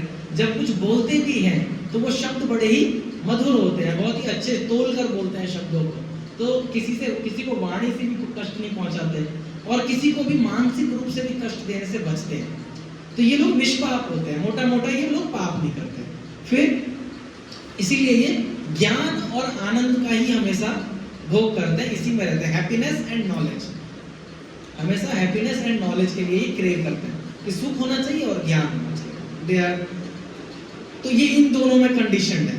इनकी कंडीशनिंग क्या है? ज्ञान और सुख, सुख, ज्ञान और सुख। इसके आगे का नहीं सोचते, लेकिन इसमें कम से कम ये इतने में तो रहते हैं, है ना। अपना घर बन गया, 3 BHK फ्लैट है, 2 जगह से किराया आ रहा है, साथ में खाना खा रहे हैं, सब कुछ ठीक है, मंदिर जाने की क्या जरूरत है। ये हो गया सतोगुण, ठीक है, सब कुछ ठीक है, घर में रहना है। सतोगुणी आदमी ऐसे ही रहता है, जिस परिस्थिति में है खुश है, बैठ। बट इसके भी आगे निकलना है, ये सत्वगुण है। This is better than other, बाकियों से अच्छे, पाप नहीं करते। देखिए सतोगुण के क्या लक्षण है। सतोगुण क्या है? ज्ञान के पीछे बहुत इनका मन रहता है। कहीं अगर कोई नॉलेज, कोई गीता के ऊपर क्लास चल रही है, ये लोग पहले रजिस्टर करा लेंगे, 500 रुपए का भी कोर्स रजिस्टर कर देंगे, क्योंकि इनको लगता है कि कुछ अच्छी चीज है, कुछ ज्ञान मिलेगा। जैसे आप लोगों ने जब रजिस्टर किया तो आप लोग कौन से गुण में आए? कौन से गुण में? सतोगुण। ये सतोगुण का लक्षण है कि आदमी समय निकालकर मंदिर आ रहे हैं, कथा में बैठ रहे हैं, सुन रहे हैं, ज्ञान जानना चाहते हैं, प्रश्न पूछ रहे हैं। ये सब सतोगुण के लक्षण हैं, क्योंकि ये कुछ जानना चाहते हैं। दूसरा, be good to others, do good be good. ये हमेशा लगता है दूसरों के साथ अच्छा करें, हमारे साथ भी अच्छा हो। ये इनका ये फिलॉसफी रहता है। फिर ये कोई पाप नहीं करना चाहते, किसी को कष्ट नहीं पहुंचाना चाहते, और हमेशा खुशी रहना चाहते हैं, सेंस ऑफ हैप्पीनेस में रहना चाहते हैं। इसके बाद कौन से आते हैं? रजोगुण। रजोगुण के बारे में गीता में भगवान ने लिखा है, रजो रागात्मका विद्धि ताने सैव समुद्भवम तन निबध्नाति कौन्तेय कर्म संगेन देहिनाम। जो रजोगुणी लोग हैं, इनके अंदर अनंत इच्छाएं हैं, अनंत इच्छाएं, बहुत सारी क्रेविंग्स हैं, बहुत सारी लॉन्गिंग्स हैं, एक उनकी पुत्र। और ये जीव जो हैं हमेशा फ्रूटिटिव एक्शन करना चाहते हैं। क्या करना चाहते हैं? फ्रूटिटिव एक्शन, मतलब ये करूंगा तो ये मिल जाएगा, तो करवाओ वरना मत करो। कई बार देखा भी होगा, कहते हैं उनको बोलिए मुझे गीता लीजिए, गीता के लिए कुछ दान कीजिए। हाँ हाँ कर देंगे, दान कितना करवाना है, कम से कम 21 गीता का दान कीजिए। बिल्कुल कर देंगे, पहले बताओ इसके लिए मिलेगा क्या? वीआईपी पास मिल जाएगा जन्माष्टमी पे, हमको फैमिली के साथ आएंगे, एक वीआईपी पास करवा दो, फिर कर देंगे, आपको दान कर देंगे। ये क्या है? रजोगुण, रजोगुण है ना। इनके अंदर इच्छाएं अनंत, अनंत इच्छाएं, हमेशा कुछ ना कुछ सोचते रहते हैं, कुछ ले लेता हूँ, कुछ कर लेता हूँ, सोफा ले लेता हूँ, बेड ले लेता हूँ, गाड़ी ले लेता हूँ, गाड़ी हो गई मर्सिडीज ले लेता हूँ, घर ये वाला घर बन गया, उस वाले की मरम्मत कर, खाली नहीं बैठना चाहते हैं, कुछ ना कुछ इच्छाएं, कुछ ना। और अगर नहीं, सामर्थ्य नहीं है ना कि कर नहीं पाएंगे, तो सिर्फ ओवर थिंकिंग करेंगे, ओवर थिंकिंग करेंगे, है ना। ये बहुत अच्छा प्रभुपाद जी स्टोरी बताते थे कि एक आदमी ने क्या कहते हैं, उसको एक घड़ा बनाने का उसने वो खरीदा चक्का, और उस चक्के से उसने एक घड़ा बनाया। अभी घड़ा सूखा भी नहीं था, वो हाथ में रखकर सोचने लगा, आज मैंने घड़ा बनाना सीख लिया, अब मैं 100 घड़े बनाऊंगा, 100 घड़े बनाऊंगा, तब तो मैं पूरे गांव में मेरे ही घड़े बिक रहे होंगे, है ना। फिर मेरी कितनी सेल हो जाएगी, फिर मैं 2-3 दुकानें खोलूंगा। अरे दुकानें खोलूंगा तो जानवर वगैरह भी आएंगे, जानवर आएंगे तो मैं उनको मार के फेंक दूंगा। अब ये जैसे ही उसने बोला ना मार के भगा, तो वो जो एक घड़ा था उसके हाथ में, उसने उसको भी फोड़ दिया। रजोगुणी लोग अधिकतर इतने सपने देखते हैं ना कि वो जिस कंडीशन में होते हैं वो उस कंडीशन को भी बदतर बना देते हैं। अभी भी कुछ नहीं करना चाहते, लेकिन सिर्फ ओवर थिंकिंग, ओवर थिंकिंग, है ना। डिजायर्स अनंत है, इच्छाएं अनंत है, कुछ ना कुछ करना चाहते हैं। और ऐसे लोगों का शुरू तो कोई भी काम बहुत जोश के साथ करेंगे, लेकिन उस काम को पूरा नहीं कर पाते। ये करेंगे, वो करेंगे, ये करेंगे, बीच में जाके कैसे करेंगे, हो नहीं रहा, क्या करूं, नहीं करूं, और फिर गिव अप कर देते हैं। ये है पैशन, रजोगुण, रजोगुण।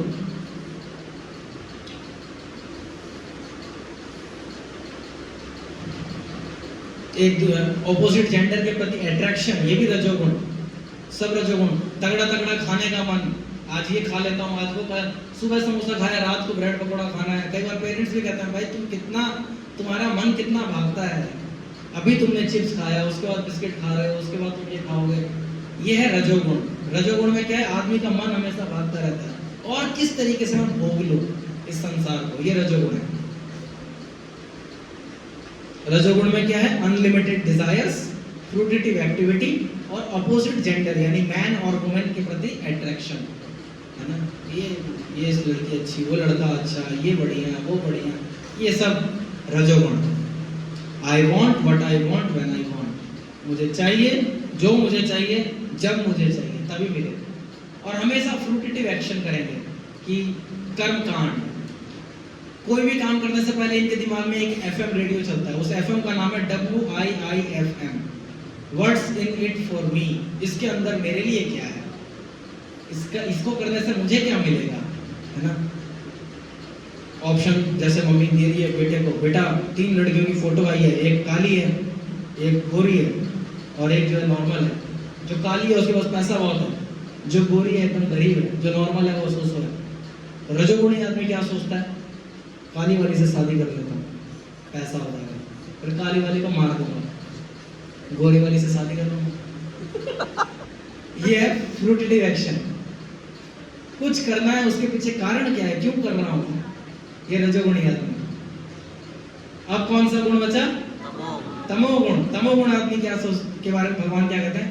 तमस्त्व अज्ञान जम युद्धि मोहनम सर्वदेहिनाम प्रमादालस्य निद्राभिस तन्निबदन्ति भारत। हे अर्जुन, हे भरतवंशी, जो अंधकार में जो गुण है उसे क्या कहते हैं?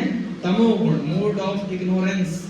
ये तो अंधकार का गुण है। इसमें आदमी हमेशा डिल्यूजन में जीता है। डिल्यूजन मतलब इसका माइंड जो है वो सही परिस्थिति में नहीं रहता है, हमेशा मोहित रहता है, प्रमाद में रहता है।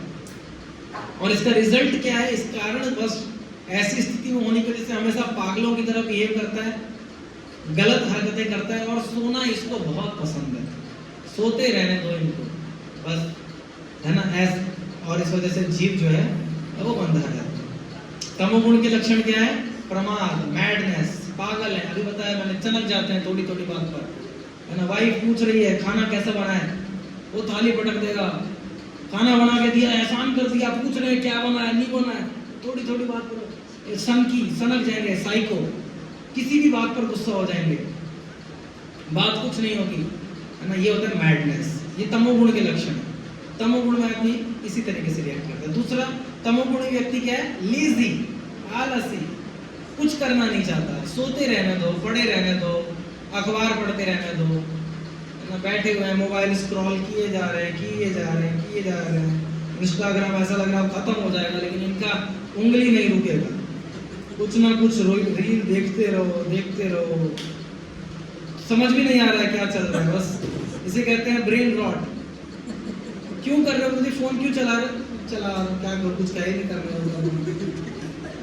चल रहा है। तो आदि मानव के जमाने में मोबाइल होता तो चिंगारी फोन से निकाल, ये वो आदि मानव है, ऐसे कर करके चिंगारी निकाल रहा है, स्क्रॉल पे स्क्रॉल, है ना। एक बार हम बता रहे थे कि माला को ऐसे स्क्रॉल करना होता है, वो किसी से नहीं हो रहा, लेकिन मोबाइल पे ऐसे स्क्रॉल करना होता है, वो सबसे हो रहा है। यहाँ भी तो स्क्रॉल करना है, हरे कृष्णा, ये नहीं हो रहा किसी से। जय, ये है लेजीनेस, आलसी। क्यों कर रहे हैं? कोई कारण नहीं पता, बस कर रहे हैं, लेजीनेस, सोए हुए हैं, कोई एक्शन नहीं लेना चाहते, कोई इनिशिएटिव नहीं लेना चाहते, सीखना भी नहीं चाहते, ज्ञान के प्रति कोई लालसा भी नहीं, कोई को कोर्स खरीद के भी दे दे तो कोर्स पड़ा रह जाएगा, ये नहीं देखेंगे उसकी वैलिडिटी निकल जाएगी, है ना। But they don't want to see it, this is तमोगुण, ये तमोगुण के लक्षण है। सोना, यस, ये तीसरा गुण है, सोने दो इनको, बहुत पसंद है सोना। रात के 9 बजे सोएंगे, सुबह 9 बजे उठेंगे, 12 घंटे की शिफ्ट है, सैलरी कोई नहीं, है ना। ये है स्लीप, और दिन में भी फिर सोएंगे 3 बजे का तो शिफ्ट फिक्स है, 3 बजे तो जो नींद आती है वो दोपहर वाली, वो अगर आप ना सोने तो ऐसे लोगों को तो इनका सर दुखता है। सुबह आज दोपहर में नहीं, सुबह हम लोग बात करते हैं आपस में, आज दोपहर में नींद नहीं ली ना, इसलिए सर थोड़ा सा दर्द हो रहा है, चाय मिल जाती है ना। ये स्लीप, ये है तमोगुणी लोगों के लक्षण। खाली सोते रहना है, सोते रहो। इंटॉक्सिकेशन, चौथा लक्षण क्या है? नशा। क्योंकि पहले के 3 लक्षणों की वजह से इनकी हालत बहुत खराब हो जाती है जिंदगी में, तो उस खराब हालत को देखना तो नहीं चाहते, तो किसी तरीके से भूल जाए, है ना। तो फिर ये दारू पीता और गाना गाता है, पीता हूँ गम भुलाने को मुझे पीने का शौक नहीं, पीता हूँ गम भुलाने को। तो ये जो पहले की 3 चीजें वो गम पैदा कर दी, इतना ज्यादा गम हो गया, पागलों की तरह हरकत है कि ऐसे आदमी के साथ कौन रहेगा, तो बीवी बच्चे छोड़ के चले गए, लेजी थे, जिंदगी में भी कुछ नहीं उखाड़ा इन लोगों ने, कोई बड़ा काम नहीं किया, सोते रहे। तो अभी इतना गम है जिंदगी में, तो क्या करते हैं? जय महाकाल, एक बोतल पी लेते हैं, है ना। तो ये हालत है तमोगुणी लोगों का। हमें भी कुछ मात्रा में ये है ना, कुछ मात्रा में ये है। यहाँ आपको 3 तरीके से सतोगुण, रजोगुण और तमोगुण को दिखाया गया। सतोगुण में कौन है? विभीषण। परिस्थिति आई, गलत परिस्थिति, गलत लोगों के साथ थे, बहुत डेंजरस सिचुएशन में थे, लेकिन भगवान की शरण ली, दिमाग से काम किया, तो वो है विभीषण। रावण किसमें है? सीता माता को उठा के ले आए, इच्छाएं अनंत है, ये कर दूंगा, वो कर दूंगा। कौन सा गुण हो गया? रजोगुण। और तीसरे कौन है? आखिरी में आएंगे लाइट फाइट करने के लिए, 3 बाण में खेल खत्म, 2 में हाथ कटेगा, 1 में गर्दन, है ना। ये है कुंभकर्ण। तो अभी हम किस में हैं? हम कहीं नहीं है, ये तीनों को तो फिर भी मारने के लिए भगवान आए, हमें मारने के लिए नहीं आ रहे। तो सतगुण जो है,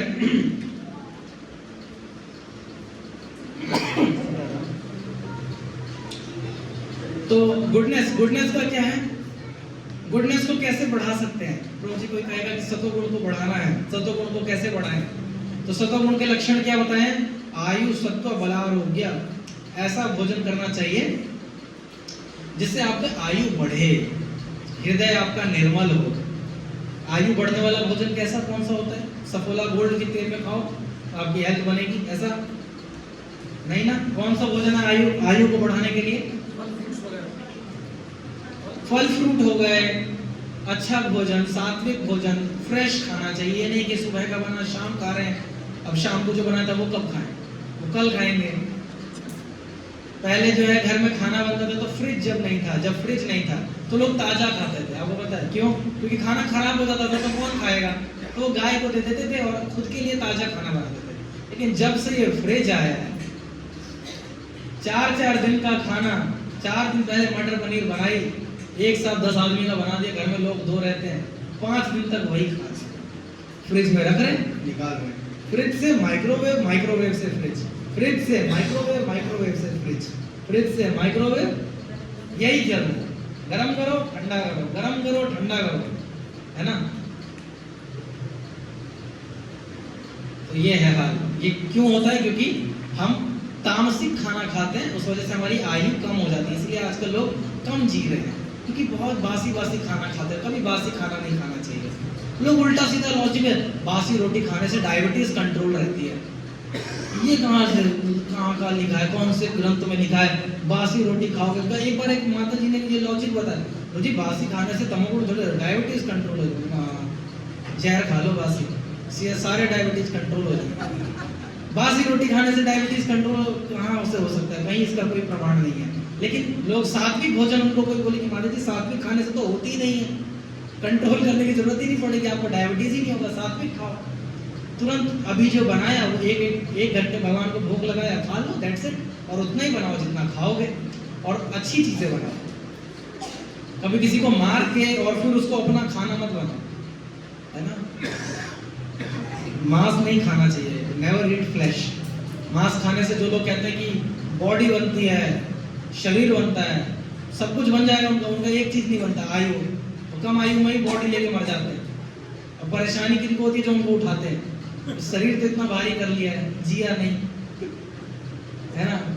तो उनका लाइफ स्पैन तो बढ़ता है। और दूसरा, भोजन सिर्फ लाइफ स्पैन नहीं बढ़ाना चाहिए, भोजन का एक और गुण होना चाहिए, वो हृदय को भी शुद्ध करना चाहिए। तो कौन सा भोजन हृदय को शुद्ध करेगा?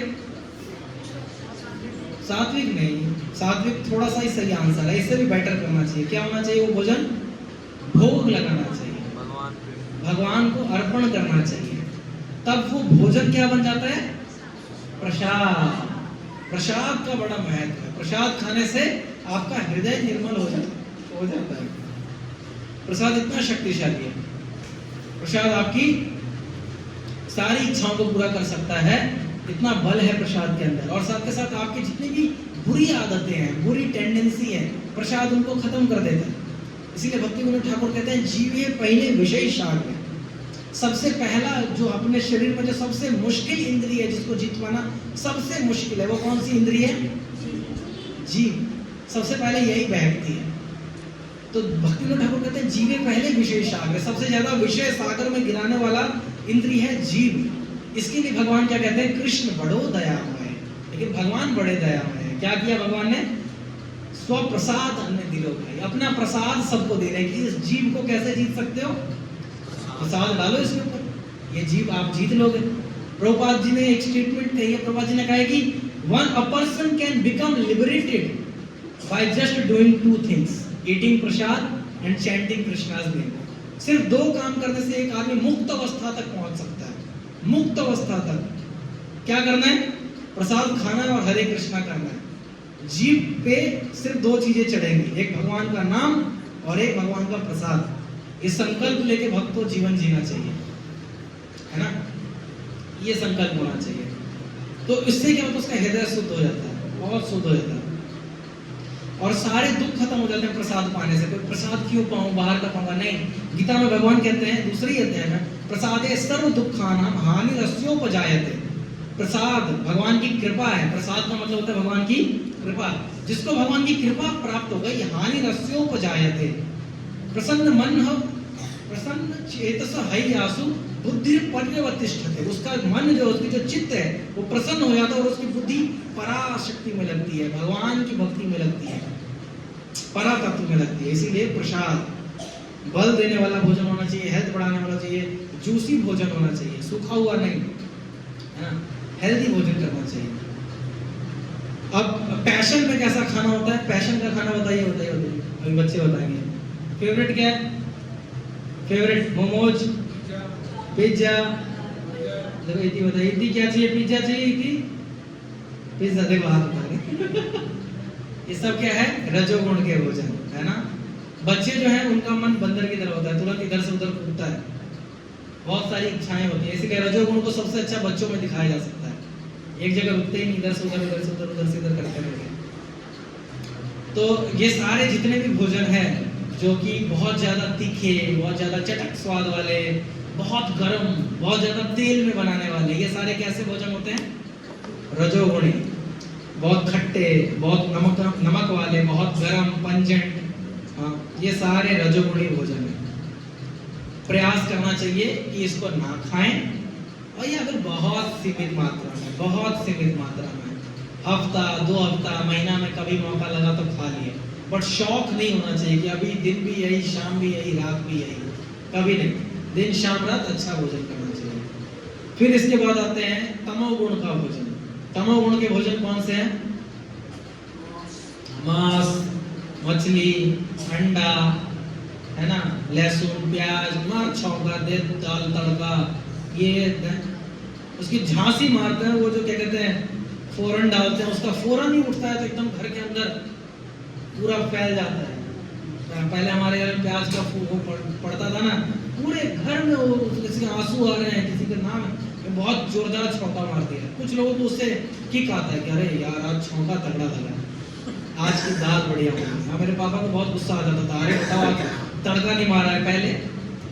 अभी तो सब खाते हैं, अभी भगवान ने इतना तड़का दिया ना जिंदगी में कि अभी सही है। जिन्हें ज्यादा तड़का चाहिए फिर भगवान तड़का देते हैं उनको जिंदगी में। तो ये सब क्या है? इग्नोरेंस। मांस, मछली, अंडा, लहसुन, प्याज और शराब, हाँ सॉरी, तमोगुण के भोजन है ये सब, तमोगुण के भोजन है, मोड ऑफ इग्नोरेंस के। ओ बच्चे प्यार से इधर आ जाओ, इधर गए पिताजी, इधर की बात नहीं करें, गिर गए रजोगुण।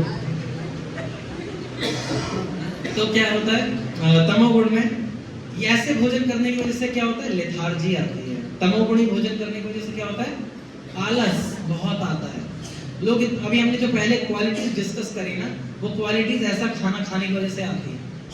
जो इतना ज्यादा तड़क भड़क खाना खाते हैं वो जिंदगी में भी तड़क भड़क चाहते हैं, तो वो रजोगुणी हो गए।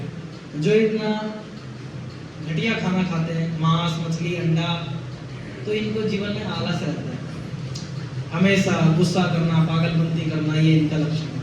और जो गुडनेस में है, जो अच्छा भोजन करते हैं, वो मन से भी शांत होते हैं, सतोगुणी होते हैं, शांत होते हैं। रजोगुण का एक और बड़ा अच्छा लक्षण है रजोगुणी व्यक्ति का, उसे लगता है कि पूड़ी इतनी खानी है उसको कि आज पूड़ी बचे ही नहीं, है ना, वो यहाँ तक खाना खाता है ना, और प्लेट में इतना डलवा देगा जितना वो खा नहीं सकता। कहीं बाद में मिले ना मिले प्रभु, खत्म हो गया बाल्टी में पनीर, तो ये सब रजोगुण के लक्षण है, सब रजोगुण के लक्षण है।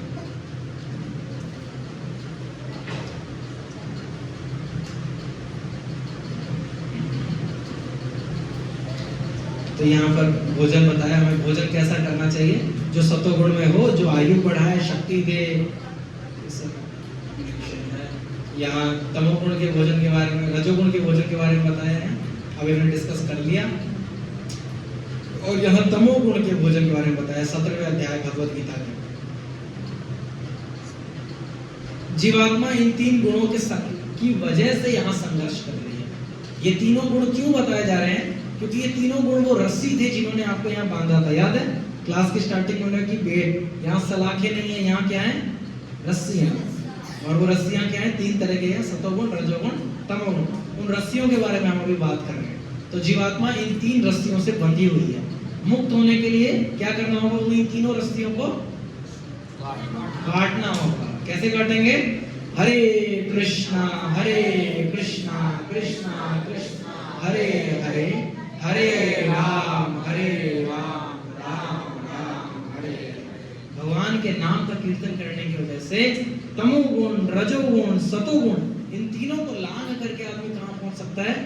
शुद्ध सत्व में, भगवान के साथ, भगवान की भक्ति कर सकता है। तो सभी जीवात्मा यहाँ पर इन 3 गुणों की वजह से संघर्ष कर रही हैं और कंडीशनड हैं। और यही गुण हमें विवश करते हैं ऐसे काम करने की वजह से। रजोगुण हमें विवश करता है गलत काम करने के लिए, तमोगुण हमें विवश करता है, फोर्स करता है कि हम गलत काम करें। अर्जुन भगवत गीता भगवान से कहते हैं कि प्रभु ऐसा क्यों होता है कि जीवात्मा गलत काम नहीं करना चाहती, लेकिन फिर भी ऐसा लगता है कि उसको जबरदस्ती गलत काम करने में लगाया जा रहा है। वो नहीं कुछ घटिया देखना चाहती है, घटिया खाना चाहती है, वो चाहती है कुछ ढंग का कर ले अपने साथ, लेकिन ऐसा लगता है कि बांध कर उसको जबरदस्ती इसमें लगाया जाता है। किस किस को ऐसा क्वेश्चन आता है? अर्जुन का क्वेश्चन है गीता में। आपको लगता है आपको जबरदस्ती, प्रभु जी बनना तो मैं अच्छा चाहता हूँ, सुबह सच में उठना तो चाहता हूँ, लेकिन ऐसा लगता है बांध के रख दिया किसी ने बेड से, है ना? ये हमारा भी क्वेश्चन है। भगवान इसका आंसर देते हैं, क्या होता है, क्या कहते हैं? कामेश क्रोधेश रजोगुण समुद्भवम। ये रजोगुण की वजह से दो चीजें लोगों के अंदर आती हैं, काम और क्रोध, और उस वजह से लोग जो हैं गलत काम करते हैं। गुणों की वजह से आपके गुण आपको विवश करेंगे कि आप गलत काम करो, आपके गुण आपको विवश करेंगे। प्रोग्रामिंग ही ऐसी है, इसीलिए गुण अच्छे बनाने चाहिए। जब हम आर्मी में आप जाते हैं ना, तो आर्मी में एक कहावत, एक स्लोगन लिखा रहता है कई सारे मिलिट्री स्कूल्स में कि sweat in field so that you don't bleed in war. कि प्रैक्टिस के वक्त ही इतना पसीना बहाओ कि युद्ध के समय आपको क्या ना बहाना पड़े, खून ना बहाना पड़े। समझ गए? तो जब अच्छे दिन चल रहे हैं तो उस समय इतनी अच्छी भक्ति करनी चाहिए, इतने अच्छे गुणों को विकसित करना चाहिए कि जब बुरे वक्त आए तो आप गलत कदम ना उठाएं। ठीक है? बुरे वक्त आते हैं, हम गुस्सा करते हैं, घर में लड़ाई करते हैं, बच्चे वही लड़ाई देखते हैं, आसपास के पड़ोसी भी वही लड़ाई देखते हैं, सबकी इज्जत खराब होती है। क्यों होता है ऐसा? क्योंकि जब अच्छे दिन चल रहे थे तब मंदिर नहीं जा रहे थे, तब कहाँ जा रहे थे? Cinema hall, restaurant, shopping mall. तो अच्छे दिनों में तो पसीना नहीं बहाया, तो बुरे दिनों में क्या बहाते हैं? खून बहाते हैं। इसीलिए हमें अच्छे दिनों में अच्छे गुण विकसित करने चाहिए कि जितना हो सके मैं अच्छा व्यक्ति बन सकूं, मेरे साथ के लोग अच्छे व्यक्ति बन सके, हम रजोगुण तमोगुण से निकल के सतोगुण में आ पाए। वरना आपके गुण आपको विवश करेंगे गलत काम करने के लिए।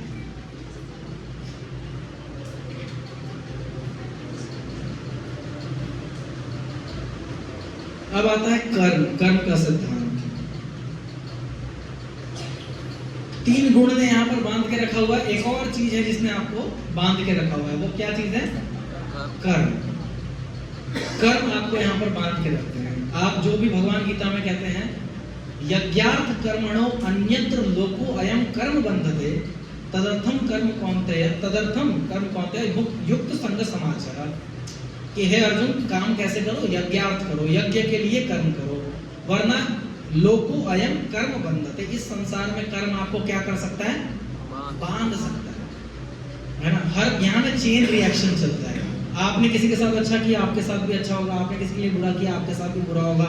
रिएक्शन चलते हैं, और ये सिर्फ इसी लाइफ का नहीं है, पिछले जन्मों का भी है। पिछले क्लास में हमने डिस्कस किया कि पुनर्जन्म होता है, तो पिछले जन्म में हमने किसी के साथ कुछ अच्छे किए हैं, इसीलिए इस जन्म में हमें कुछ अच्छा होता है। वरना कई बार हम देखते हैं कि कुछ बच्चे बहुत अमीर परिवार में पैदा होते हैं, है ना, और कुछ बच्चे सड़क पर पैदा होते हैं एकदम गरीब स्थिति में। तो क्या उनके क्या भगवान ऊपर से टॉस खेल रहे थे? हेड आया तो अंबानी और टेल आया तो सड़क पर, ऐसा चल रहा है क्या? नहीं। ये क्यों ऐसा होता है कि एक अमीर घर में पैदा हुआ, एक बहुत गरीब में पैदा हुआ, एक का पिता जो है वो भक्त है और दूसरे का पिता शराबी है? ऐसा क्यों होता है? पिछले जन्मों के बोलिए कर्म, पिछले जन्मों के कर्म होते हैं कि आपने जैसे कर्म किए हैं वैसे आपको अगला शरीर मिलता है, वैसे ही आपको अगली परिस्थिति मिलती है। किसी ने पिछले जन्मों में अच्छे काम किए हैं, कुछ दान पुण्य किया है, कुछ धर्म इत्यादि किया है, तो उसको अगले जन्म में उस हिसाब से अच्छी परिस्थिति मिलती है कि वो वही काम आगे भी करता रहे, अच्छे से भक्ति कर पाए, अच्छे से आगे बढ़ पाए।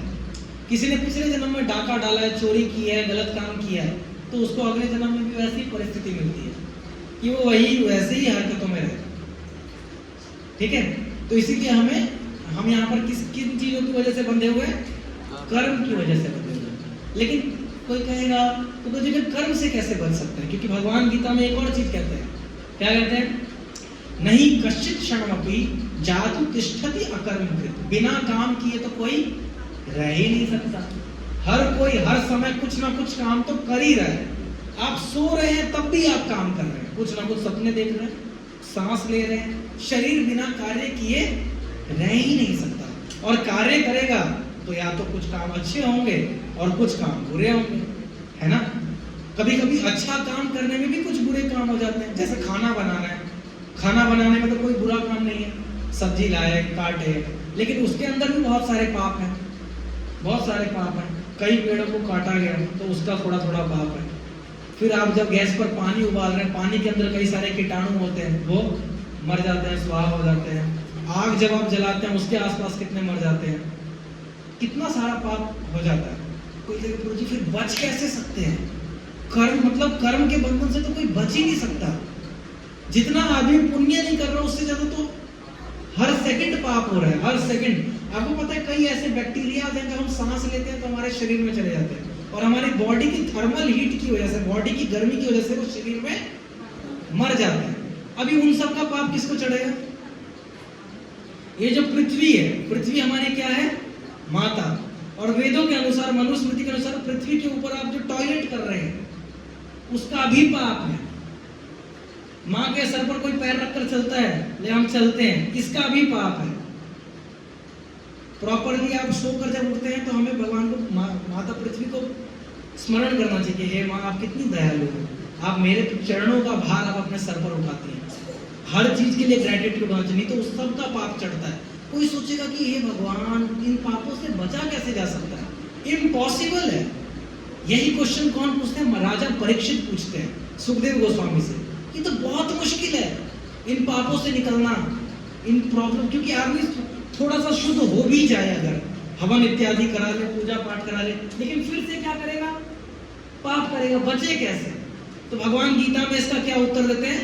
यज्ञार्थ कर्म करो, यज्ञ के लिए कर्म करो, यानी सारे कर्म किसके लिए करो?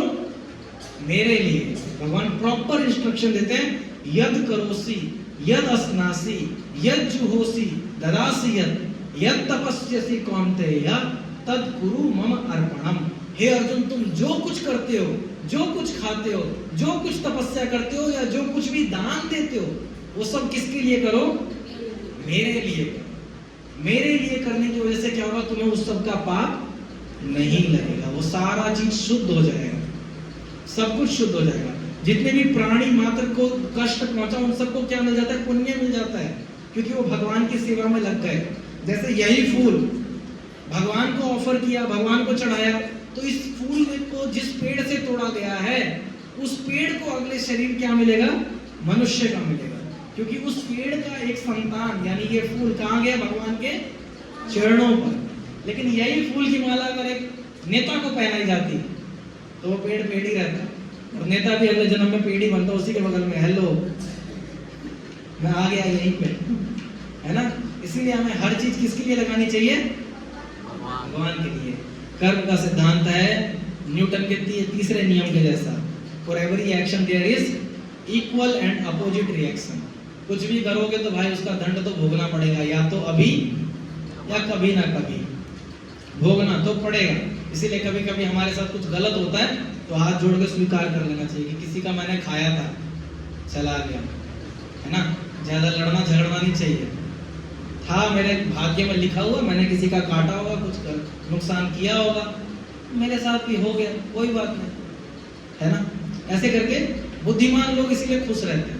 जिन्हें कर्म का सिद्धांत नहीं पता ना, वो कॉलर पकड़ लेते हैं बगल वाले का, लड़ने के लिए आ गए, है ना। गार्ड एक अभी गुड़गांव का नहीं सॉरी नोएडा का एक रिपोर्ट आया था कि गाड़ी का बम्पर पे दूसरे की गाड़ी लग गई, ठोक दिया, उतने पे उसने बंदूक से गोली मार दी उसको डाक पे। इतना शॉर्ट टेम्पर्ड। तुम्हारी गाड़ी, उसकी थोड़ी महंगी गाड़ी होगी, उसको बेचारे की गाड़ी थोड़ी छोटी होगी या बाइक होगी, उसने उसको गोली मार दी। हाँ, क्यों? क्योंकि उसको क्या नहीं पता था?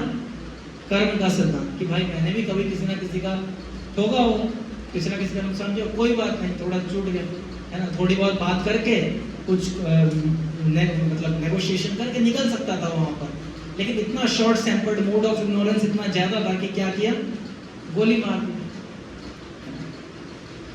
इसलिए कर्म का सिद्धांत बहुत ज्यादा जरूरी है जानना, तभी जीवन में सुखी रह पाएंगे। जिनको कर्म का सिद्धांत नहीं पता वो हमेशा जीवन में लड़ते झगड़ते रहते हैं, इसने मेरे साथ बुरा क्यों किया, उसने मेरे साथ बुरा क्यों किया, ये क्यों हो रहा है। बट असल में आपके ही कर्म आपको लौटाने के लिए कुछ लोग आ रहे हैं। सारे जो भी आपके साथ बुरा हो रहा है या अच्छा हो रहा है वो हमारे ही कर्म है, दूसरे लोग बस पोस्टमैन की तरह है। आपने जो चिट्ठी पिछले जन्म में लिखी थी वो चिट्ठी आप तक वापस पहुंचाने के लिए आ गए। अब उस चिट्ठी में गाली थी तो गाली सुनो, वो चिट्ठी में श्लोक थे तो श्लोक सुनो, है ना। पोस्टमैन को थोड़ी पकड़ के मारने लग जाओगे, बता ऐसी चिट्ठी लेकर आया मेरे लिए। पोस्टमैन ने महाराज यही था आपके लिए लिखा हुआ, मैं तो बस डिलीवर करने आया हूं।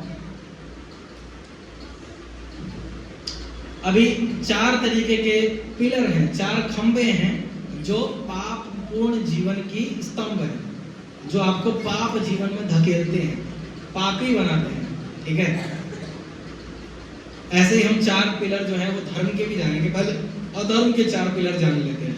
पहला पिलर क्या है, इलिसिट सेक्स, है ना। अपनी विवाहिता पत्नी या को छोड़कर या विवाह ना करके गलत तरीके से इधर उधर लोगों को छेड़ते रहना, लाइन मारना, स्क्वायर मारना, पैराबोला मारना, है ना, ये सब क्या है, गलत हरकत है ना, ये सब गलत हरकत है। इसे कहते हैं इलिसिट सेक्स, यानी कि अवैध संबंध, है ना, पर स्त्री गमन जिसको कहते हैं। पहला है ये बहुत ही गलत है, ये नहीं करना चाहिए। अगर कोई जो मतलब संबंध स्थापित करना ही चाहता है तो उन्हें क्या करना चाहिए, विवाह। क्या करना चाहिए, शास्त्रों में किसका संबंध दिया गया है, विवाह का। और फिर अपनी विवाहिता पत्नी के साथ ही उसको जीवन बिताना चाहिए, इधर उधर। और सेम पत्नियों के लिए भी यही सबसे अच्छा मार्ग है। इसमें वो हमेशा संतुष्ट रहेंगे और जीवन में भी आगे बढ़ पाएंगे और चीज़ों के ऊपर भी सोच पाएंगे, भक्ति कर पाएंगे। ये तो बहुत दयनीय स्थिति होती है ऐसे लोगों की, इनको बीमारियां हो जाती हैं तरह तरह की। और दूसरा क्या है, इंटॉक्सिकेशन। दूसरा पाप का दूसरा खंबा क्या है, नशा। नशा किसका नशा, दौलत का। किसका नशा, दारू का नशा, है ना, किसी भी चीज का, दारू हो, रम हो, विस्की हो, वोडका हो, कोई भी चलेगा, है ना।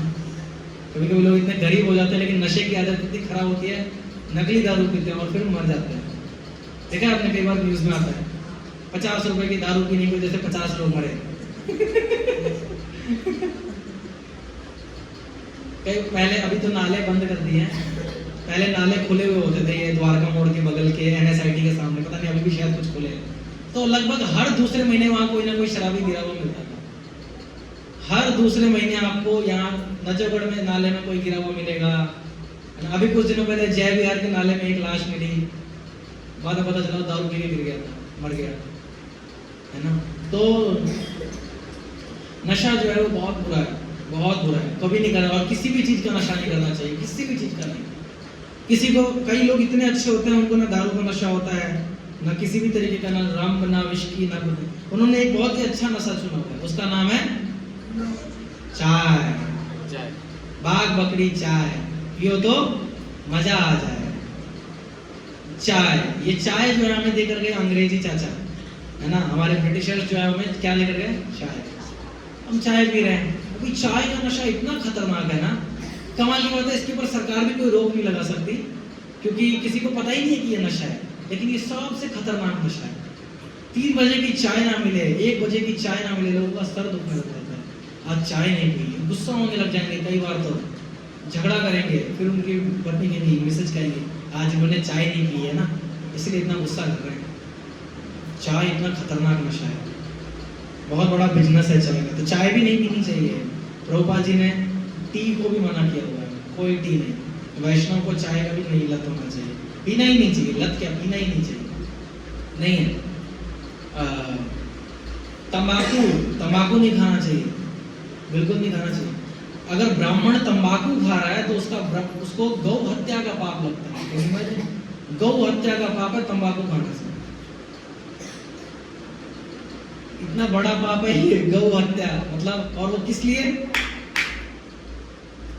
तिरंगा पान मसाला, है ना, और पता नहीं कौन कौन से कमला पसंद और अजय देवगन, अक्षय कुमार सब इसका ऐड कर रहे हैं। तो दूसरा है नशा, किसी भी तरीके का नशा नहीं करना चाहिए। तीसरा है गैम्बलिंग।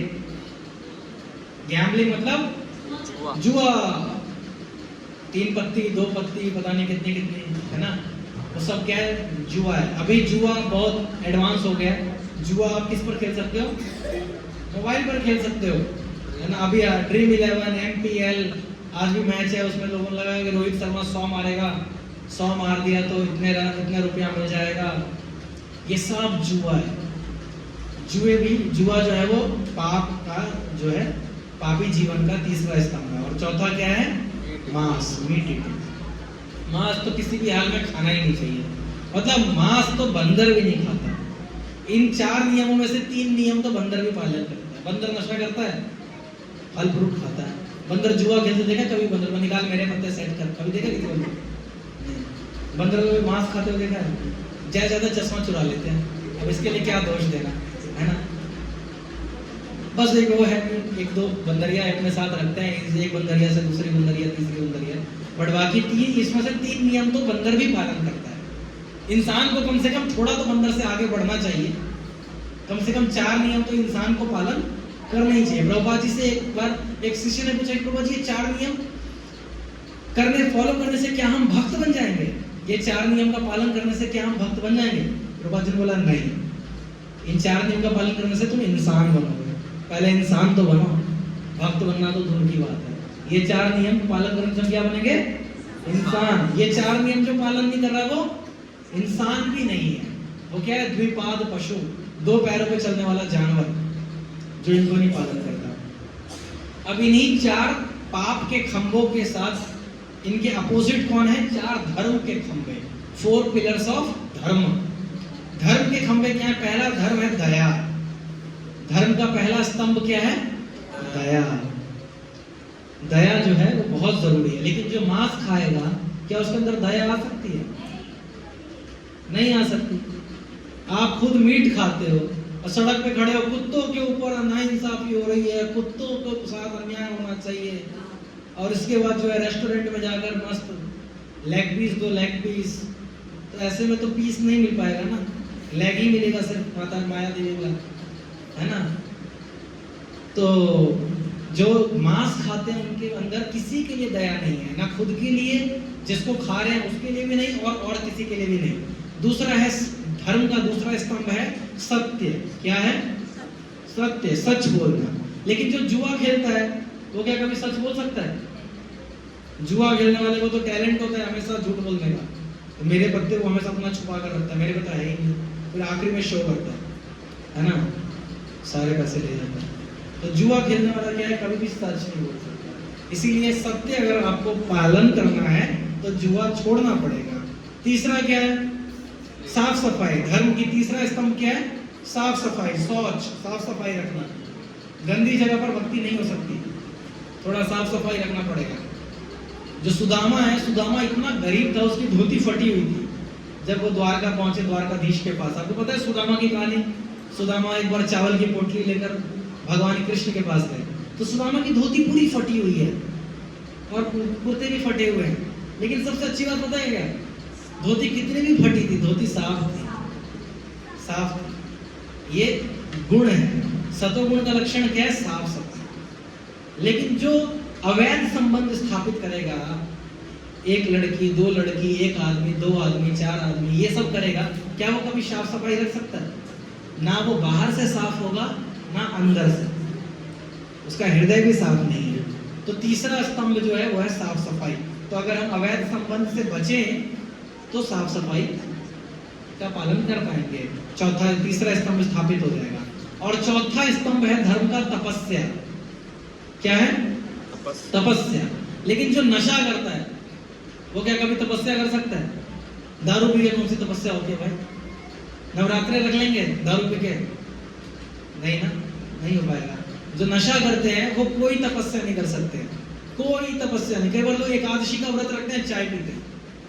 एकादशी का व्रत रखना है, चाय पी रहे। एकादशी कैसे फॉलो होगी? चाय पीने से तो एकादशी खंडित होगी। कहता है इसमें अन्न थोड़ी है, अन्न नहीं है तो क्या हुआ? चाय जो है वो वर्जित है, चाय नहीं पीना है ना। इसीलिए तो तपस्या वो लोग नहीं कर सकते जो नशा करते हैं, किसी भी तरीके का नशा, चाहे दारू का हो या चाय का हो, नशा नशा है। हर वो चीज़ जो आपको बांध के रखनी है। कई बार सिगरेट पीने वालों से बोलो कि आपको सिगरेट की लत है, लत नहीं है, अभी छोड़ दूंगा मैं, अभी छोड़ दूंगा, लत नहीं है। कई बार लोग कहेंगे, उनको बोलो छोड़ो, फिर नहीं छोड़ पाएंगे। यही सेम हाल है चाय वालों का। उन्होंने बोला चाय लत है, लत नहीं है जी, लत नहीं है, तो स्वाद के लिए थोड़ी सी पी लेते हैं, लत नहीं है चाय की। थर्मस लेके बैठते हैं, 3 बजे की ना मिले, 2 बजे की ना मिले, चाय छोड़ी नहीं जा रही। चाय हमारे में था ही नहीं, कोई भारत में कभी चाय का वो है ही नहीं। ये चीनी सभ्यता से फिर ब्रिटिशर्स ने इंडिया में ला दिया। हम चाय नहीं पीते थे, हम लोग बहुत सारे दूध, हल्दी, इन सब का प्रयोग करके तरह तरह के व्यंजन बना के पीते थे।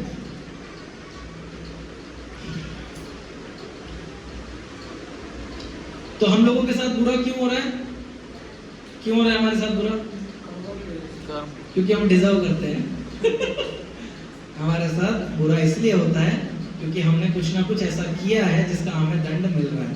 Every seed you saw you get the fruit. जो भी आपने बीज बोया है उसका फल तो पाना पड़ेगा। कुछ होगा तुरंत मिल जाएगा, थप्पड़ मारा थप्पड़ मिल गया। कुछ होगा थोड़ी देर बाद मिलता है, आज थप्पड़ मारा, उसने 10 साल बाद थप्पड़ मारा, और फिर बोल कर भी जाता है, याद है तुझे 10 साल पहले तुमने मुझे ऐसे ही धोखा दिया था, आज मैं वही दे। किसी को अगले जन्म में मिलता है ना। एक हमारे नॉन थे, उनको बच्चा हुआ, बच्चा अभी हार्डली 6 महीने का। आपके भी जानकारी में ऐसे कई केसेस होंगे, 6 महीने का भी बच्चा नहीं था और उसको बीमार पड़ गया। उसके ऊपर इलाज कराने के लिए, 6 महीने के बच्चे के इलाज कराने के लिए इतने रुपए लग गए, उनके 15-20 लाख रुपए लग गए। लेकिन अल्टीमेटली वो बच्चा चला गया। तो फाइनली उसने अपने आप को यही दिलासा देके बोला कि लगता है पिछले जन्म में मैंने इनका कुछ खाया होगा, और वही चीज ये मेरे से लेने के लिए, वही 20 लाख रुपए लगता है, लेने के लिए आए थे और चले गए। और जो मैंने इनको दर्द दिया होगा उस समय, वो दर्द ये मेरे को दे ही दिया। तो हुआ है ना, आप लोगों की भी जानकारी में कोई ना कोई ऐसा, छोटे बच्चे चले जाते हैं, कई बार बड़े लोग चले जाते हैं। तो क्यों होता है? क्योंकि खाया है, बॉस चुकाना पड़ेगा। इस ये जो मटेरियल वर्ल्ड है ना, ऐसा रेस्टोरेंट है, यहाँ बिल नहीं भरोगे तो बर्तन तो धोने पड़ेंगे, ठीक है।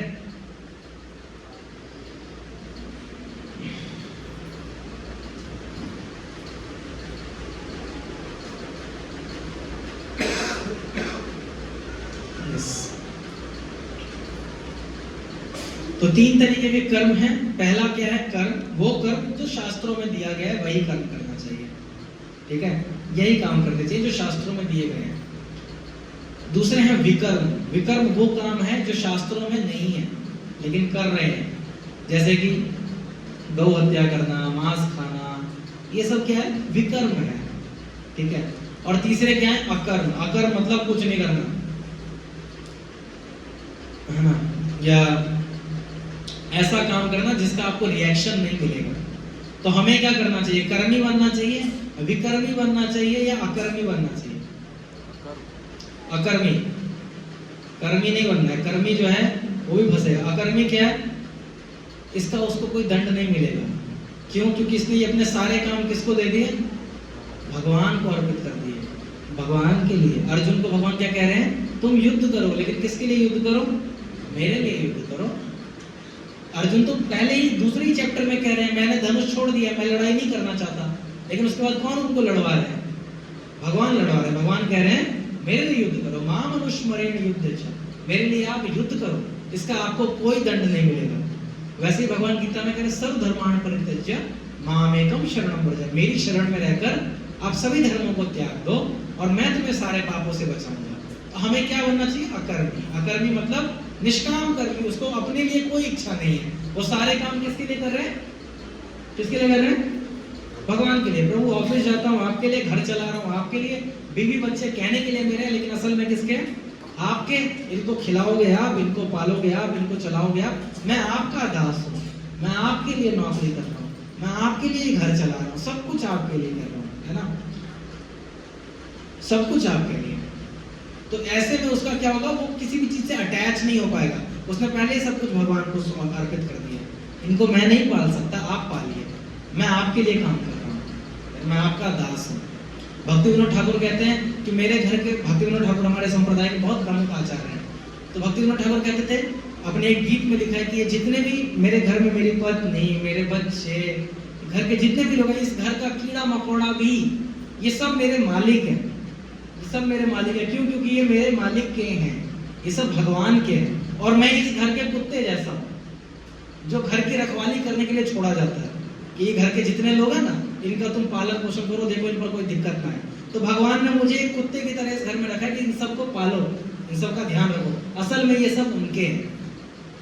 वैसे ही एक गृहस्थ को घर में ये सोच कर रखे, ये मेरी बीवी, ये मेरे बच्चे, ये सब भगवान के, मुझे बस इनका केयर टेकर बना के रखा गया कि भाई तुम एक प्रहरी हो, एक पहरेदार हो, इन सबका ध्यान रखो, करो, तुम मेरे नौकर हो, सेवा करो इनकी। बस इस भावना से रहेगा तो उसके अंदर कभी ये भावना नहीं आएगी, अरे मैं स्वामी हूँ, ये मेरा घर है, ये मेरी बीवी, ये मेरा बच्चा। नहीं, उसके अंदर आएगा सब भगवान के। ये होता है अकर्मी का माइंडसेट, भगवान के लिए काम करना है, सब कुछ भगवान के लिए करना है।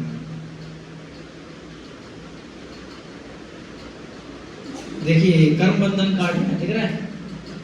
कर्म बंधन को कैसे काट रहे हैं? और ड्रिल मशीन पे क्या लिखा हुआ है? हरे कृष्णा कृष्णा कृष्णा हरे हरे, हरे राम राम राम हरे हरे। और इस मंत्र का जाप करके हम क्या काट सकते हैं?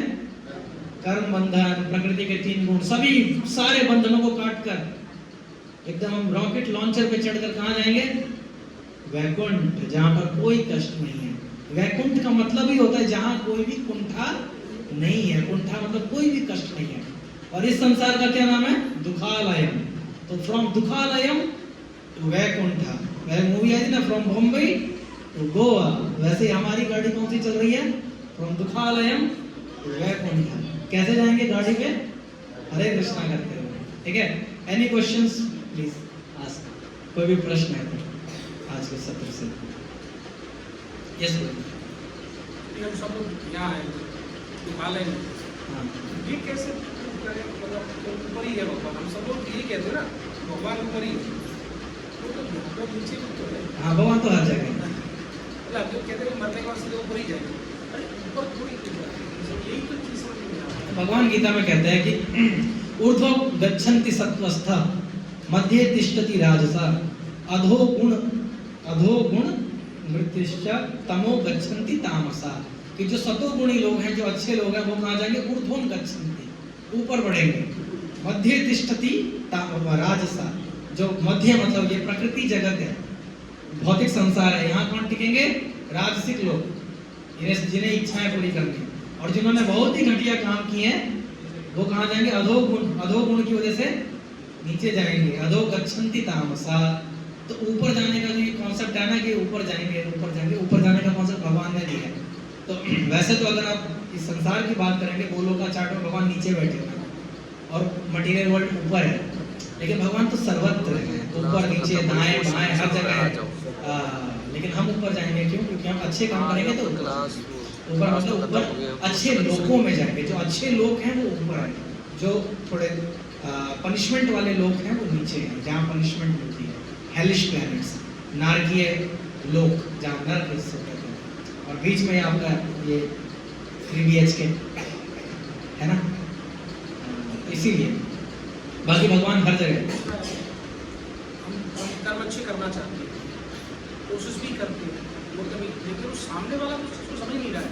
मैं सोचा चल तुम्हारे लिए अच्छा करूँगा, अच्छा बता रहा हूँ, जैसे आज आप काफ़ी चीज़ें बताई आप, अच्छा उन चीज़ों को सामने वाले को बताना चाह रहे हैं, वो उसको सुनना ही नहीं चाह रहा है, तो मैं कर्म अच्छा कर ही नहीं पाऊँगा ना, जब सामने वाला ही नहीं सुनेगा उस चीज़ को, मतलब यही होगा, बता ही नहीं पाया किसी को, मैं कुछ कर ही नहीं पाया। तो ये चीज़ नहीं, अब जैसे किसी से लड़ा तो नहीं लड़ना चाहिए, तो वो अच्छा बताते हैं, वो मानते ही नहीं, वो सुधरना ही नहीं चाह रहा है ना। सबसे बड़ी प्रॉब्लम ये होगी। हाँ, तो मेरे कम बनेगी ना जब तक वो सामने वाला। हाँ, तो हमारा जो, हम कई बार अपने साथ के लोगों को, पति पत्नी को या माता पिता को या बिजनेस में पार्टनर को या ऑफिस में कुछ लोगों को सुधारना का सोचते हैं, लेकिन वो सुधरना नहीं चाहते, तो हम क्या करें? तो हमें एक बड़ा अच्छा, आपने प्लेन में ट्रैवल किया? बोलिए, एरोप्लेन में एयर होस्टेस आती है, तो एयर होस्टेस कहती है खतरे के समय पहले ऑक्सीजन का मास्क कहाँ लगाएं? पड़ोसी के, अपने लगाएं, है ना।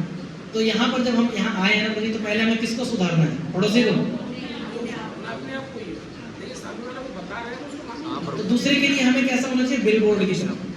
बिल बोर्ड देखा है आपने, बिल बोर्ड पे कई बार बाहर लिखा रहता है यहाँ पेशाब ना करें, लोग जान के वही करते हैं, मैंने कई बार देखा, यहाँ मत थूको, उन्हें लगता है ये थूकने की जगह है, वो वहीं थूक के जाएंगे।